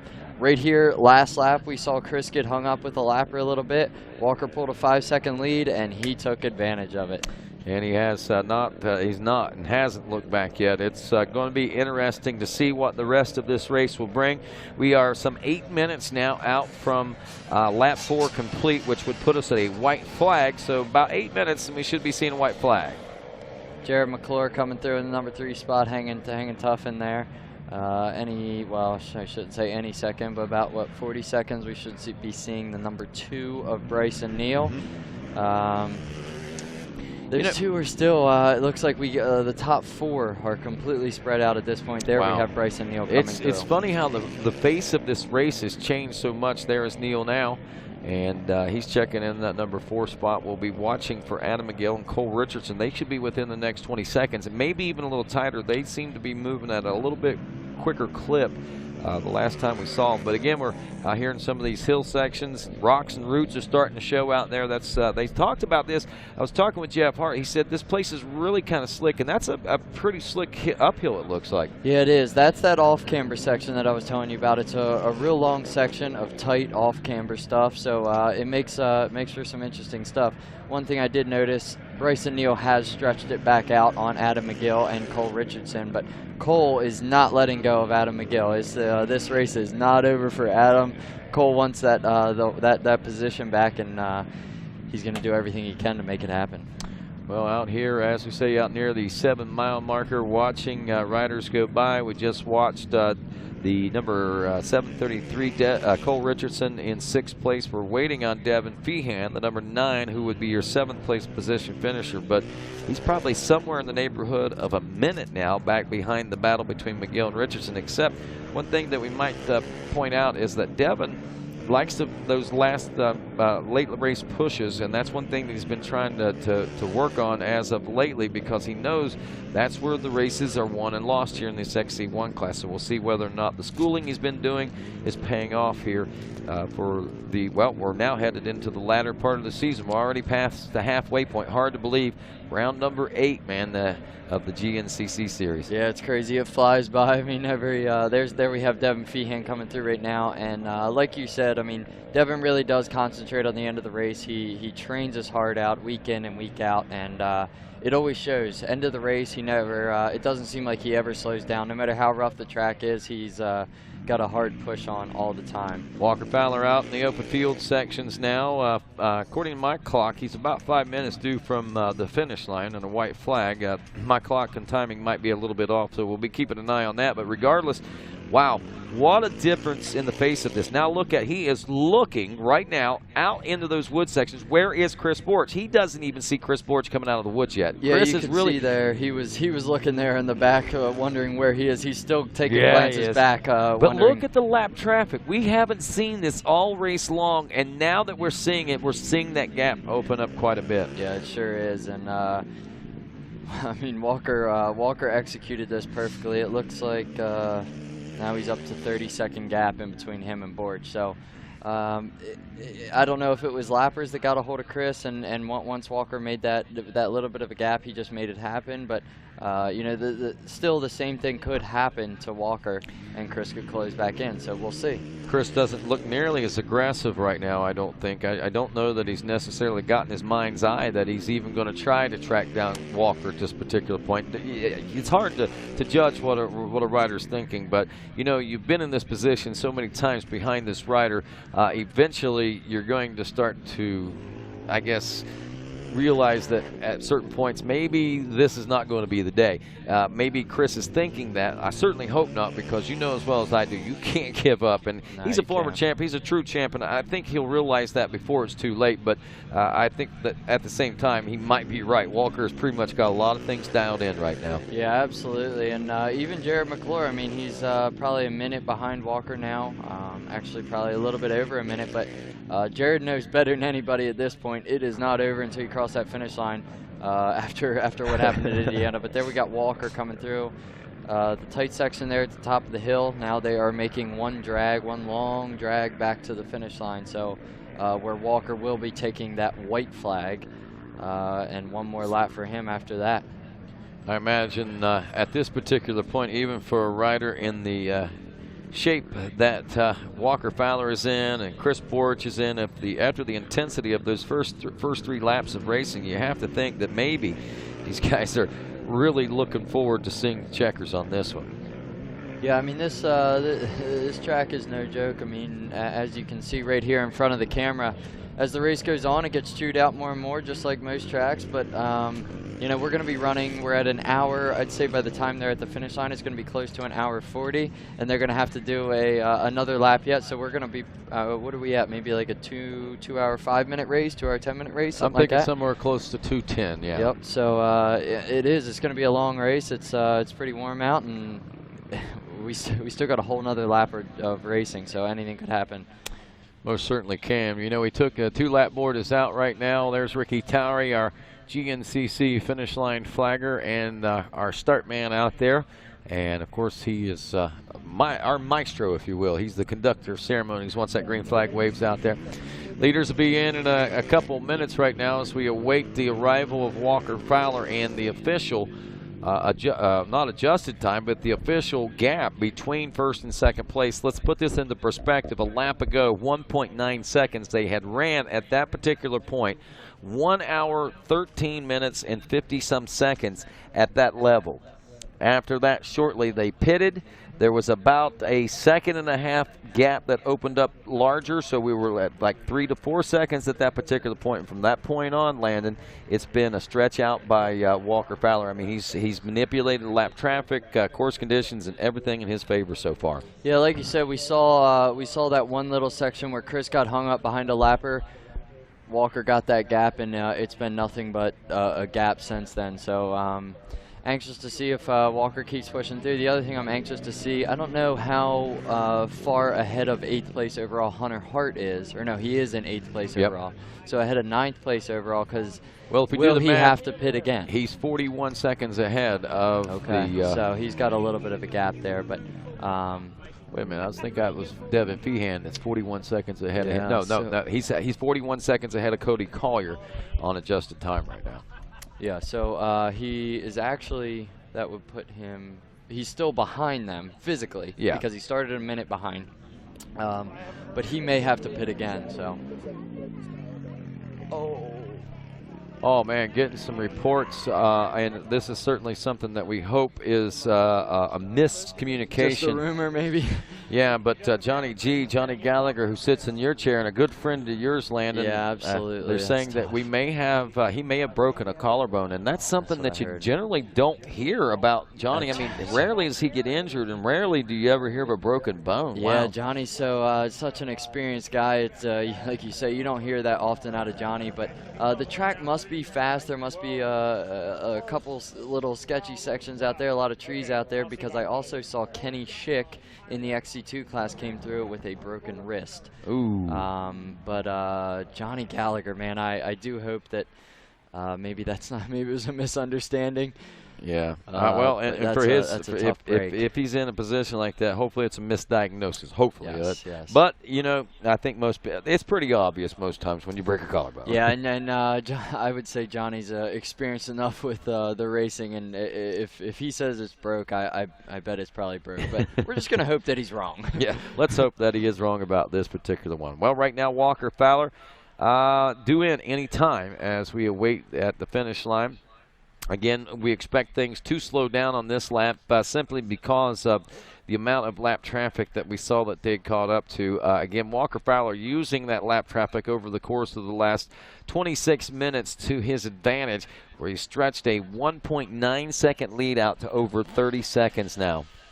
Yeah, that's impressive. That is what we call putting the hammer down. Walker is in with 26:28 lap time, slowing down some 15 seconds or so from the lap before. We'll see where right now Chris Borich happens to stand on official time. I think we see him rolling into the finish lines now. There he is, 32.9, so just under 33 seconds behind a 26:59. There is the machine of Johnny Gallagher. The number plate's got a hole in the front of it. He hit something pretty hard, looks like. Mikey Wayne sounds like maybe standing by. Yeah, guys, down here, we've got Johnny's quad. Got the ATV down here. You can see it's banged up on the front end. The number plate all jacked up. No signs of Johnny G. Johnny, if you're out there, brother, I hope you're doing okay. But reports are we're getting the same reports down here in the pit, broken collarbone. No confirmation on that quite yet. For all the Johnny G fans, and I'm sure that's me. I'm a Johnny G fan. I'm a Johnny G fan. He, you know, probably one of my first friends, really, believe it or not, in G. Him and his dad, John Sr. Absolutely. Certainly made themselves recognizable to me right off the very beginning in the mid-1990s. Whenever I started. In the GNCC racing world, but again, wow, hate that for Johnny Gallagher. The quad a little bit banged up, but hey, that's the breaks, unfortunately, for racing. You know, that's part of it. Yep, that's the nature of the beast right now. Let's see what's going on back here in third place. Jared Mcclure, 40 seconds back checking in. Bryson Neal, 15.8 seconds. Let's do the math right here, right now. 27.08 for Mcclure, 26.42 for Bryson Neal. I told you, I saw Bryson riding in those woods there. He is really putting in a charge late, so he wants on that podium. He wants that final podium position. And I'm beginning to think something may have happened to him. I have no idea. I have no proof of this. But that one lap, he had a bad lap and was about a minute behind. But where is Adam Mcgill? Sorry to interrupt. Cole Richardson checking in with a 51-second gap. Oh, okay, only 2 seconds behind him was Adam Mcgill. So Mcgill has dropped back to the number 6 spot now. Cole Richardson jumping in there. They like I say, they've been having a battle all day long, and I think it's going to go through the last lap here, but Cole Richardson jumping into the number 5 spot, going for that top 5 overall, and going to see if he can hold on to that for one more lap. Wow, pretty impressive, though. Bryson Neal, 26.42. That is the second fastest lap on lap number 4. The fastest lap turn so far, 26.28 by Walker Fowler. Riding rails and through the lap traffic out there as well. It's amazing how he can cut through that like a hot knife through butter, but positioning on the racetrack sometimes can really play huge dividends of whenever you approach those lap riders. Yeah, what a day of racing. I mean, we got to see some good battles there at the beginning, and then after that we got to see Walker Fowler's signature move. We'll keep an eye and ear out. I do want to check in as we get late in the race here. Let's go ahead and check in with some of these classes. I think we're in a good position to do that right now, if I'm not mistaken. We checked in with the Junior A class already, and already the Vet A class, talking about no, we haven't checked in with the Junior, or have we? Let's see here. There it is. No, Vet A class we haven't checked in with. We got Jeff Pickens still out in front of that one, 21.5 seconds. He got the early lead on that one. A.J. Kuntz running second. 3 minutes and 4 seconds behind him, a D6 OG, Josh Lynn out of Shamokin. There's another one of those Shamokin boys, 3:04.9, so 3 minutes and 5 seconds back in third. Wesley Stone of Auburn, PA, 2:34 behind him on the 500 and fourth. And Brad Whitehead, the 8:21 out of Reading, Pennsylvania. Look at that. We is every rider in that class from PA? They are. Well, no, Jeremy Fontaine out of Southbridge, Massachusetts. Yep. We got one rider. He's a Lone Ranger.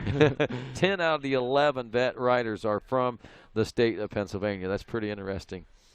Real quick, a look at the Senior A 40-plus class. Brian Shaw, Harrisville, Pennsylvania, has a 1 minute and 10-second lead over Mark Batson. Another minute back to his brother Dale Batson, who is out of Ida, Michigan. In third, Michael Hayes out of Rocky Face, Georgia, is fourth. And Justin Kerr, the 386 from Waynesburg, Pennsylvania, rounds out your top 5 there in that Senior A class. See how things are starting to shape up for our next class. I believe that was the last of our A classes that we'll look at. So let's look at the Junior B class, and that's Alex Aloff, the 403 from Valley City. Walker Fowler, by the way, on screen as we see him by himself, kicking up clouds of dust and nobody behind him to enjoy it, as he is making his way around on this final lap of racing, due in at the finish line in just about 20 minutes for Checkers. We'll see if he can hang on to it and maintain the pace as we look at the Junior B 22-plus class, while Walker looks at his, well, what is this, his third consecutive win here at the Seneca Highlands? Yeah, I would imagine so. I know he has. We know he won it last year. He's won all of the races that he's been here, so this might be his fourth win, right? Yeah, this should be the fourth. We're assuming he's winning. Yeah, this should be the fourth, right? So this is our 4th year here. Yep. Yep, so he's looking to make it 4 in a row here at Tomahawk, see if he can do that. Meanwhile, Junior B class, look at the battle we got going on here. Less than a second after 3 laps of racing between the 403 and the 404. Justin Miller from Hughesville, Maryland in second place position, .629 behind Alex Elioff. And then we got Josh Adams, the 242 from Saylorsburg, PA, in third. Emily Wise, the whole shot queen out there. Man, what a great start she had today on the 419 machine from Waynesburg, Pennsylvania. She's running fourth right now. The 855 Blaze Taylor from Fairland, Indiana, rounding out the top 5. When did you think that you would be seeing a female rider in the B class riding so strong in a top 5 like that? I tell you, I saw her take off on the line today. I mean, she had to have a 4 bike length jump on him off the line. She did. And my buddy Jojo standing next to me, I'm like, look at her. She is out. She races the afternoon every race with all the boys out there, and she puts up a fight. I mean, that is awesome to see her out there.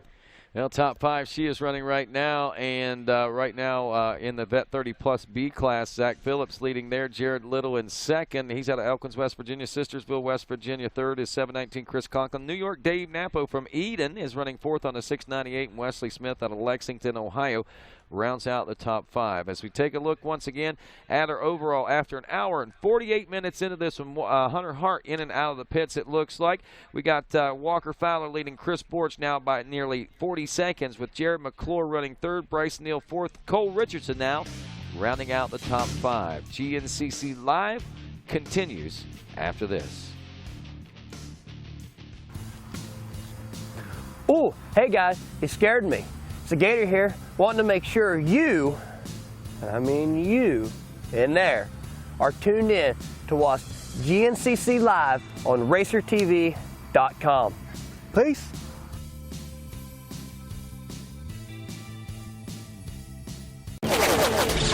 I'm a sore loser. I'm a sore loser. Losing is not an option for me. Be the best. The best? The best. You have to have the best equipment under the hood. That's why I only use Cometic products in my engines. Cometic gasket. Cometic gasket. Cometic gasket. Cometic gasket, a superior quality gasket for those of us who demand the highest level of performance. We handle your races, your jumps, and your trails. Isn't it time you give your daily driver the same love? Amsoil Signature Series Synthetic Motor Oil delivers 75% more engine protection against horsepower loss and wear than required by a leading industry standard. Amsoil also offers a full family of ATV, UTV lubricants, giving you above and beyond fortification for your weekday and weekend vehicles. Amsoil, devoted to protection. Lucas Oil Pro Motocross returns to the legendary High Point Raceway in Mount Morris, Pennsylvania for the 42nd annual Red Bull High Point National on Saturday, June 16, located just 5 miles north of Morgantown off I-79 exit 1. Be trackside when the dirt flies. Go to highpointmx.com. Feel the roar of speed-only motocross ring. The races start at 1 p.m. Saturday, June 16 at High Point Raceway. Visit highpointmx.com and we'll see you at the races June 16th.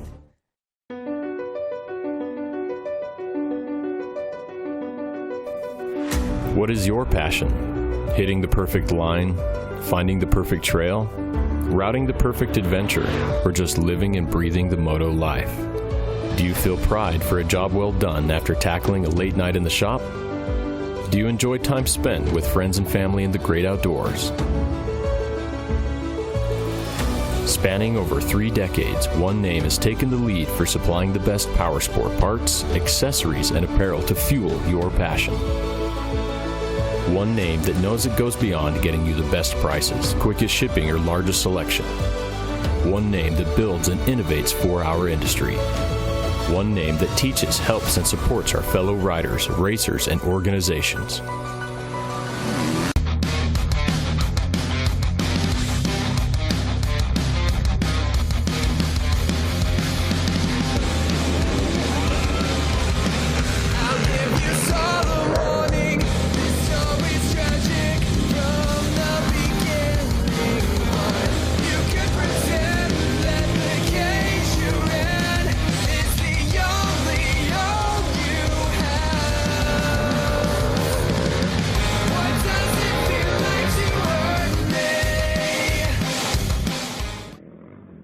The Amsoil GNCC series on Racer TV is brought to you in part by Amsoil, the first in synthetics, Rocky Mountain ATVMC, get ready, and Monster Energy, unleash the beast.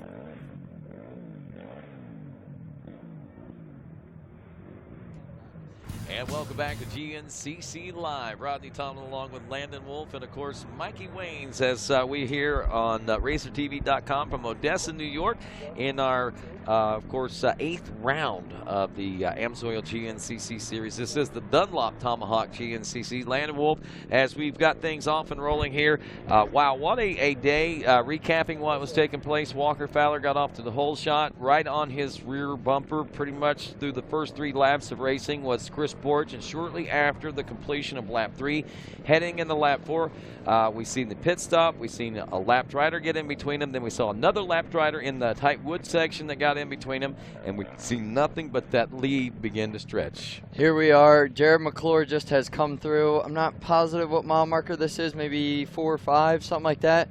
Bryson Neal, 4.5 mile marker is what we're hearing now. Bryson Neal can't be but 3 seconds behind Jared. Wow, and we knew that. We saw that he was making the reel in there. A 26:42 lap time was his lap time last time around. He cut a 30-plus second gap down to just 16 seconds, and a 27:08 lap time. Let's call it 27:09 basically for Jared Mcclure. So that is the tail of the tape, and it looks like the momentum was staying in the favor of Bryson Neal. So now that he's within 3 seconds, will we see the sneaky snake rear up, and we'll see that hiss and fight back out of him. Yeah, I know Jared's not going to roll over for Bryson, and I guess we got maybe about 5-6 miles left of this track, and got some good field sections there at the end, got a couple alternate lines there at the end of the track, so I'm sure they're going to be slicing and dicing, and be anxious to see how that comes out. Here we have Cole Richardson coming through, hanging on to the number 5 spot. Looks like he's actually lost Adam Mcgill. Yep. Yeah, right there. Yep, there's Adam. So he's got, I don't know, maybe 4 or 5 seconds. Maybe you wouldn't say lost him, but he's definitely got a good last lap going on. Going to try and hang on to that number 5 spot. Hey, did you see that quadradio.net sticker going through there on that quad? I think I might have. That's a funny New York day. There you go. Quad radio is going live out there. Yeah, but actually that was our Bet B30 B30 plus class. I think he's running like 6th place position, currently 2nd place in points in that class. I've been watching that championship. There's a lot of really good tight championship battles going on right now. I tell you, it's all over. There's so many classes out there that have good championship competitions. Yeah, I love it. I wish that I know, when you tune in, you wish that we could go back so much further, and that's something we are working on, making sure that we get more coverage of those amateur riders in the future. But a lot of eyes and a lot of ears are wondering what is taking place out there up front right now, and we're trying to keep an eye and ear out on that as well as we roll through this final lap. If you do the tail of the tape, we should be seeing in less than 13 minutes. I'm going to say closer to 10 now. We should be seeing those lead riders start to check in. We were at we're somewhere near the 5, working on the 6 mile marker out there. So test. That gives us another 5 miles or so, right? Yeah, about maybe 5.5 miles. There was Devin Feehan coming through in the number 7. No, yeah, number 7 spot. So continuing his good ride from his home state. This can't be but an hour and a half from his house, so he's familiar hour and with 15 minutes. All right, I stand corrected. No, I'm just telling you because I asked him this morning. Yeah, it's but actually the new race that we're going to be going to in September, Black Sky. Black Sky, yeah, Black Sky. I think that's right down the road from his house, yeah. So I'm sure he's going to be happy to make the short trip over to that place there. Well, I'll tell you what, we've seen great battles all around. We're seeing riders rise to occasions and so forth. We watched that battle between Cole Richardson and Adam Mcgill, and we already mentioned about Adam riding in Lindsay's memory today, but Adam's got something else going on. If you remember and you follow him on social media very much, last year he did that, what was that, Reno to Vegas to Reno. Vegas to Reno Yep. race. And last year, you know, he and Justin Wood and Billy Godas, a lot of people know Yep, him yep. by, and some guys, they went out and did that. Well, they're going to be doing it again this year, and they're going to be taking a couple of disabled veterans with them as well. Yep. And they're doing that in an effort to help raise awareness for disabled vets and things like that. And they've got a really cool, neat thing going on in doing this. Obviously, going out there doing it, they're going to publicize and everything. But another thing is they're trying to raise some funds to help them make the trip out there. And they need about $7,000 to get it done. But anything they raise above that is going to go directly to either a family. Well, we'll let Adam Mcgill talk about it. Yeah, absolutely. Maybe. Oh, there we go. Go to the GoFundMe page right on my Facebook. I think it's a pretty easy link if I remember correctly. And just go right there, whatever. A couple cents, a couple dollars, actually a couple grand would be nice. Just playing anything you guys can have a hand with, we very much appreciate it. And when we're done with this race, our plan is to be able to donate some of that money that was raised back to either an organization or a military family that is in need of some help and some support. And you know, like I said, the Gator can bring a smile to a lot of people's faces, and you know, maybe we can do something a little bit different outside of the racing nation that we all know. And that's a great thing, you know, and that's one thing that Adam does always try to incorporate into his program is his respect and admiration for the many men and women of the armed forces that are out fighting for our rights and freedoms to be here doing the things that we're doing here today. Out near the 7-mile marker now, we just saw Walker Fowler checking in there just a few moments ago. Again, go to the social media of Adam Mcgill. I think his Facebook page. Yeah, go on his Facebook page and you'll be able to click the direct link for the GoFundMe page. I'm sure we'll have something up on it as well on GNCCRacing.com in the near future as well. There's Chris Borch making his way through, and he, again, right behind the lap traffic, 48 seconds. This has been the hardest thing on Chris today. I think it's not the speed, it's not being able to keep the pace, it's getting around that lap traffic. And what makes it so much different, how does Walker get through it so much easier than what anyone else seems to be getting through today? It could just be, you know, catching the lappers at the wrong place at the wrong time. You know, it's not always the skill. Oh, here we go. Bryson Neal into the number 3 spot. Jared Mcclure right behind him. And I tell you, they're not that far behind Chris. No, they're not. You know, they only got maybe 4 miles to the finish line, so I don't know that they're going to be able to catch him, but another lap, they really would have been hot on his heels. But good battle there for the final podium position, which is the same battle that we had for the final podium position 2 weeks ago at the John Penton. Wow, crazy stuff going on there now as we approach the 2-hour mark, an hour and 58 minutes now, almost 59 minutes into this race, nearly 2 hours. Leader's not due in for another 7 minutes, so we are going to be closer to the 2:05 rather than over the 2:10. I was thinking we were going to be around 2:10, 2:12, but looks like my calculations were a little wrong. They didn't slow down. Walker, believe it or not, has stayed in that 26 and a half minute range, and that's pretty much where he has been all race. And I kind of expected to see what we've seen out of the rest of the field, things dropping down closer to the 27+ minute range. But man, Walker, I don't think he's slowed down any, even with the lap traffic. It's amazing how he's able to cut through that like a hot knife through butter. And I know that's such an old cliche, but honestly, that's what it really seems like right now. No, absolutely. I mean, he's been moving through these guys like it's nobody's business, and it's worked great for him. I mean, Walker's such an experienced rider. He knows when to shoot the gap, when not to shoot the gap, and as you can see, it has worked wonders for him. Here we have Cole Richardson coming into the 7-mile marker, and still riding good. We're going to be waiting to see Adam Mcgill, see if he's still got a fighting chance at making the pass on him there at the end, and there he is. It can't still be maybe 4 seconds, something like that. So that could be another battle down to the finish.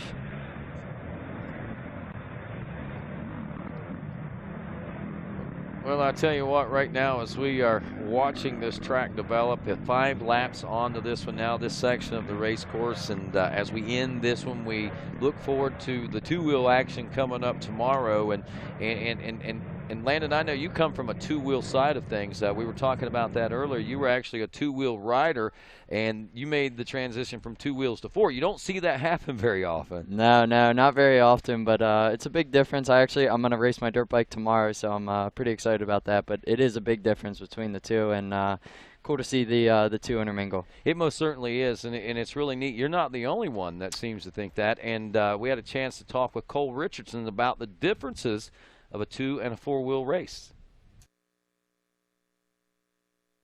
The dirt bikes can fit a lot more places than we can, and a lot of us go out and either bike or walk the track the day before, and kind of find lines and see what trees we can run over and what we can't, and where we can fit, and come around to the race is just kind of you pray and hope the line pays off and the tree moves.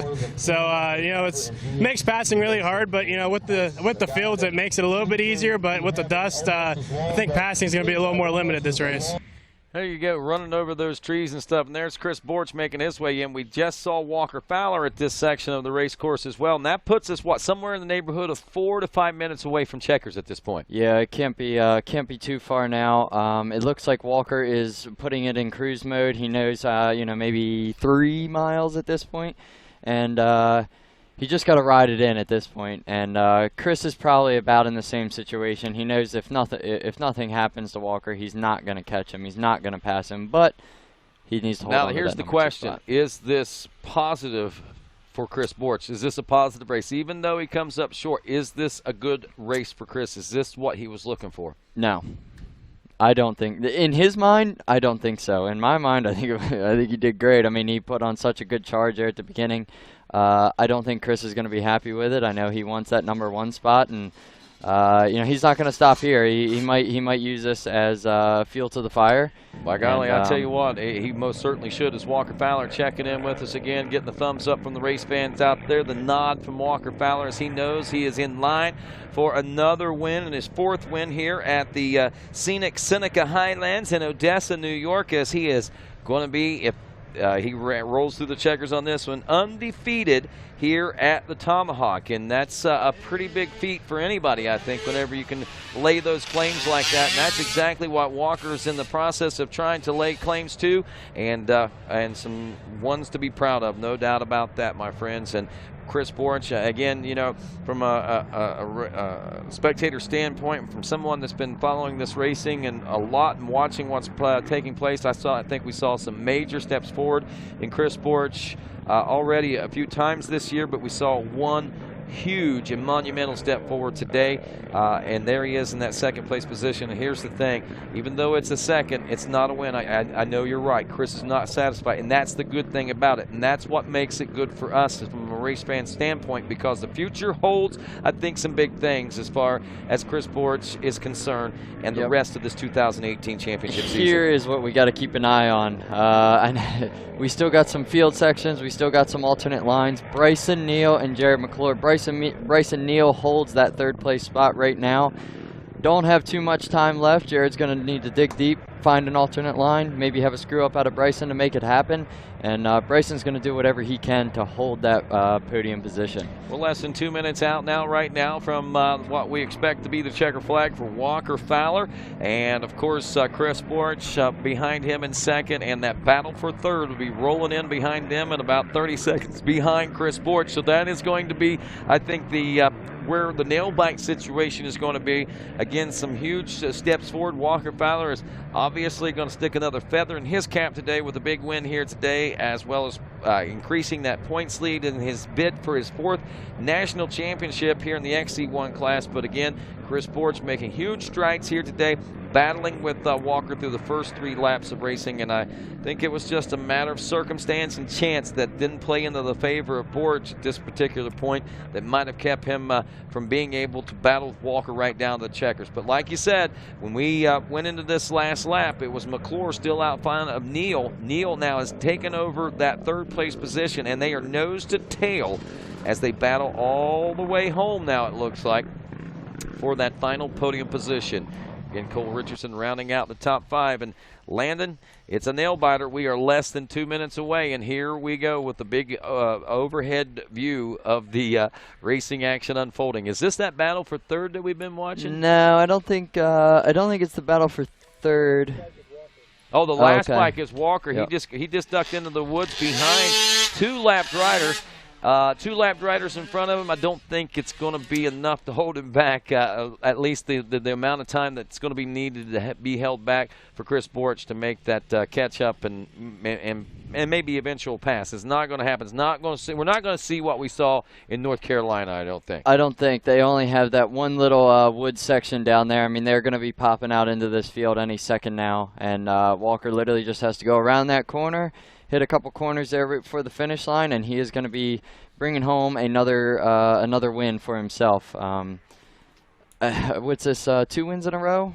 Yeah, 2 wins in a row now, and hopefully, I'm sure, like you said earlier, I mean, this bike apparently has never lost a race, and I'm sure he's wanting to keep it that way. There he is. He's in the back of that pack as of right now. Probably not. I believe that's him anyway. Probably not trying to do anything crazy, not trying to get tangled up with a lapper. He just wants to bring her on home. He knows he has a big gap, and he just needs to play it safe and drive her on home for the win. Well, Walker Fowler on his way home to being undefeated here in Odessa, New York at the Dunlop Tomahawk GNCC. Some bragging rights that I'm sure he hopes to hold on to for quite some time. And as we near the completion of lap number 5 in over 2 hours of intense GNCC racing, we are about to seal the deal on this one on a Saturday. There is Chris Borch, it looks like, making his way through and trying to find the final and closing moments of this racetrack as well. Walker Fowler is through. The checker flag is out, and he has taken the win here in New York as Fowler does it once more. And now, again, Chris Borch should be checking in on the number 2 spot. Look at that, high fives all around from all the race fans. Everybody giving him the thumbs up. Even riders from the Funk Nation are saying, way to go, Walker. Yeah, everybody, I think everybody, no matter what he does, they're still amazed by his perseverance and the way he is able to handle a race and make it work in his favor, and he has done it once again. Look at that smile on Mark Notman's face. He was biting his nails through those first 3 laps of racing. Do we see something new out of Chris Borch? Has the old Chris Borch arisen, I'm sure, and awoken, I guess, is what they were worried about, and we see that maybe that might be the case, but Walker certainly had it covered here today. As I believe Chris should be up. Chris is in now. 35 seconds is all we saw there between the two. I believe Bryson should be in as well. Bryson Neal is in. 13 seconds behind Chris Borch, and 7 seconds behind him is Jared Mcclure. So Bryson really laid it down there in that last mile or so to try to put the distance between himself and Jared Mcclure. As we see Walker Fowler is readying himself for his Winner's Circle interview, and we'll head down with Mikey Waynes here in just a second, who will be conducting that, and of course getting the word in from him. There's Chris Borch as he's made his way in, and you know, as happy as we think he should be, you're right, he's not a bit happy. No, I don't think so. Not Chris Borch. No. He wants more. Now, how many times have you seen big pearly whites coming out of that after a second place finish? He smiled that time, gave us a thumbs up, but that was not the smile that we saw that Chris Borch was happy with second this time. That's good news. No, that's a smile because someone told him, hey, I got the camera on you. You need to smile. But no, he wants more. Bryson Neal, I'm sure he is pumped with this finish that he's got. He came from, like I say, he had a not dead last, but towards the back of the pack start.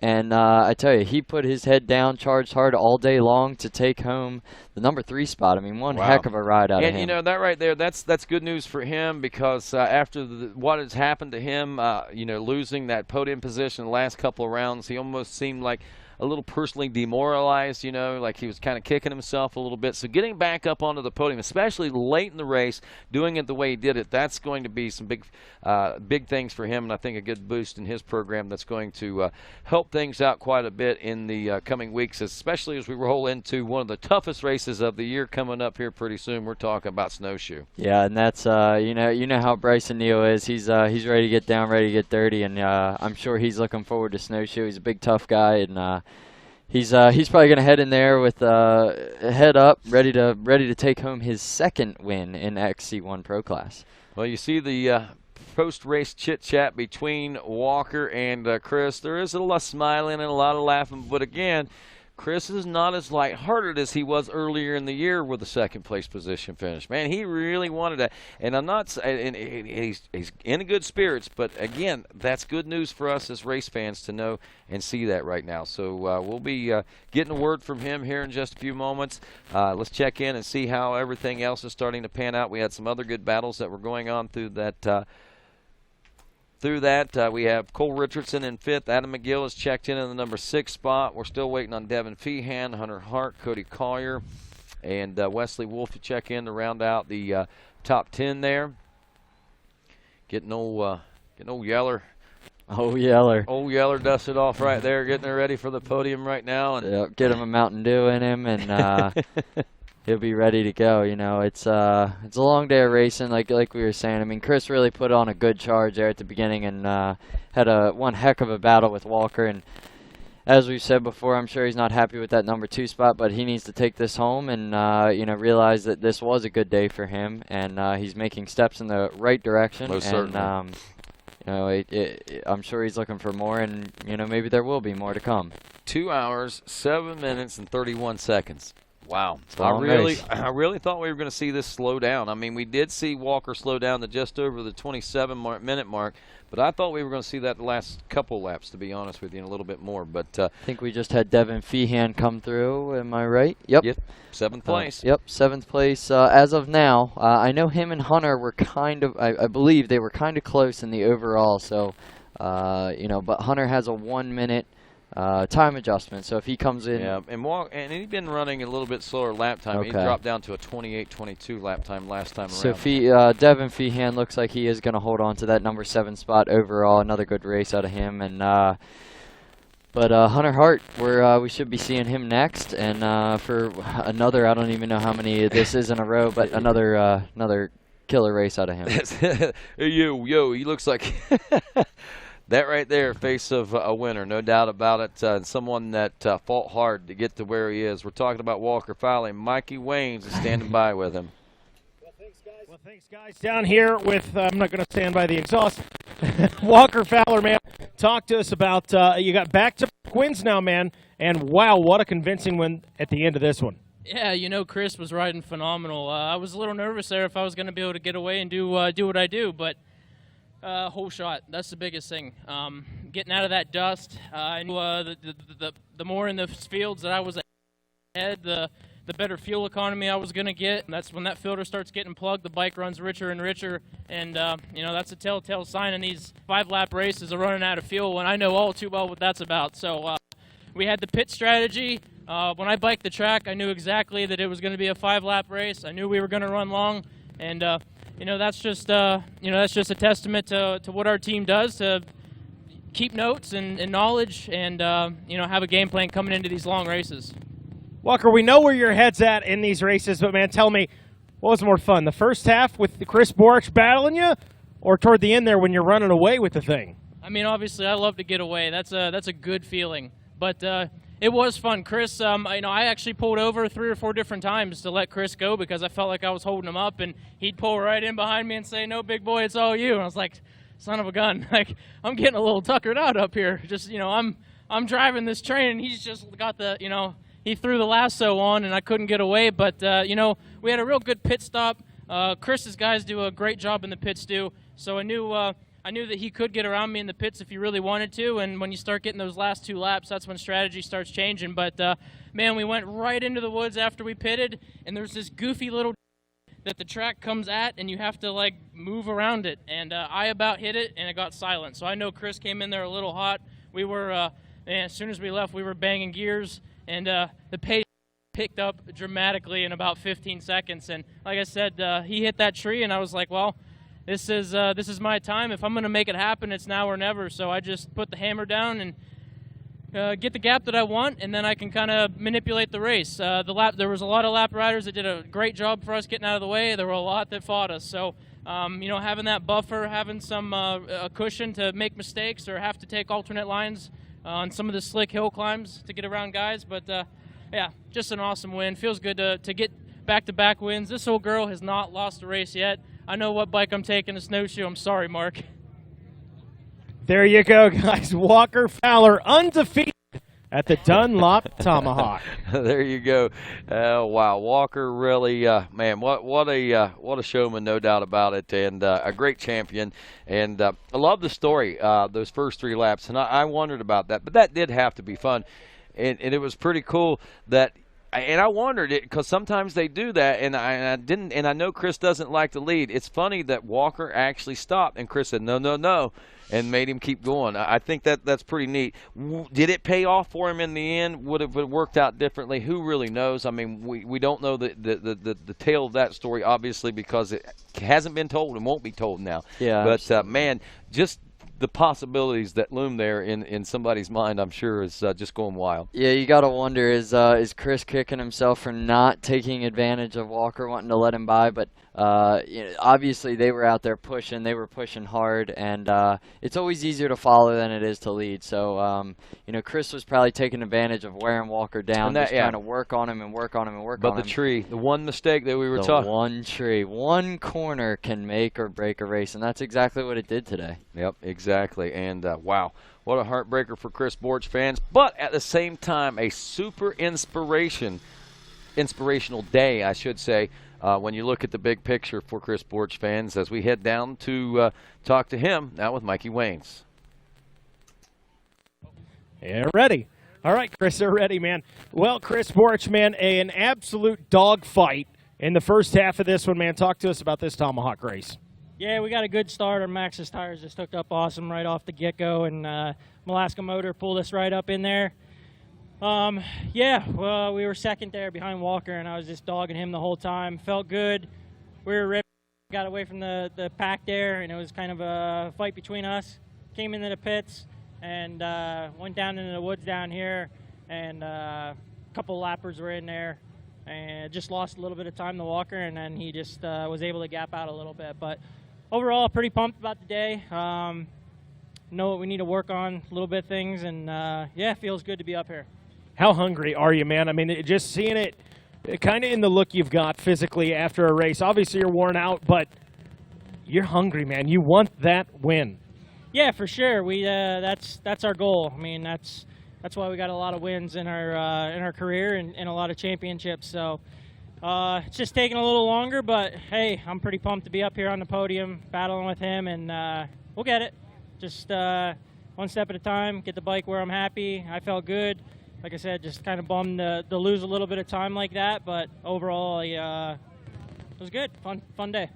There we go, everybody. Second place finisher here today, Chris Borch. Wow. So it was the lap riders. Walker speculating that he thought it might be the tree that he nearly clipped, but like we speculated during the race, lap traffic was having a lot to do with that. So, wow.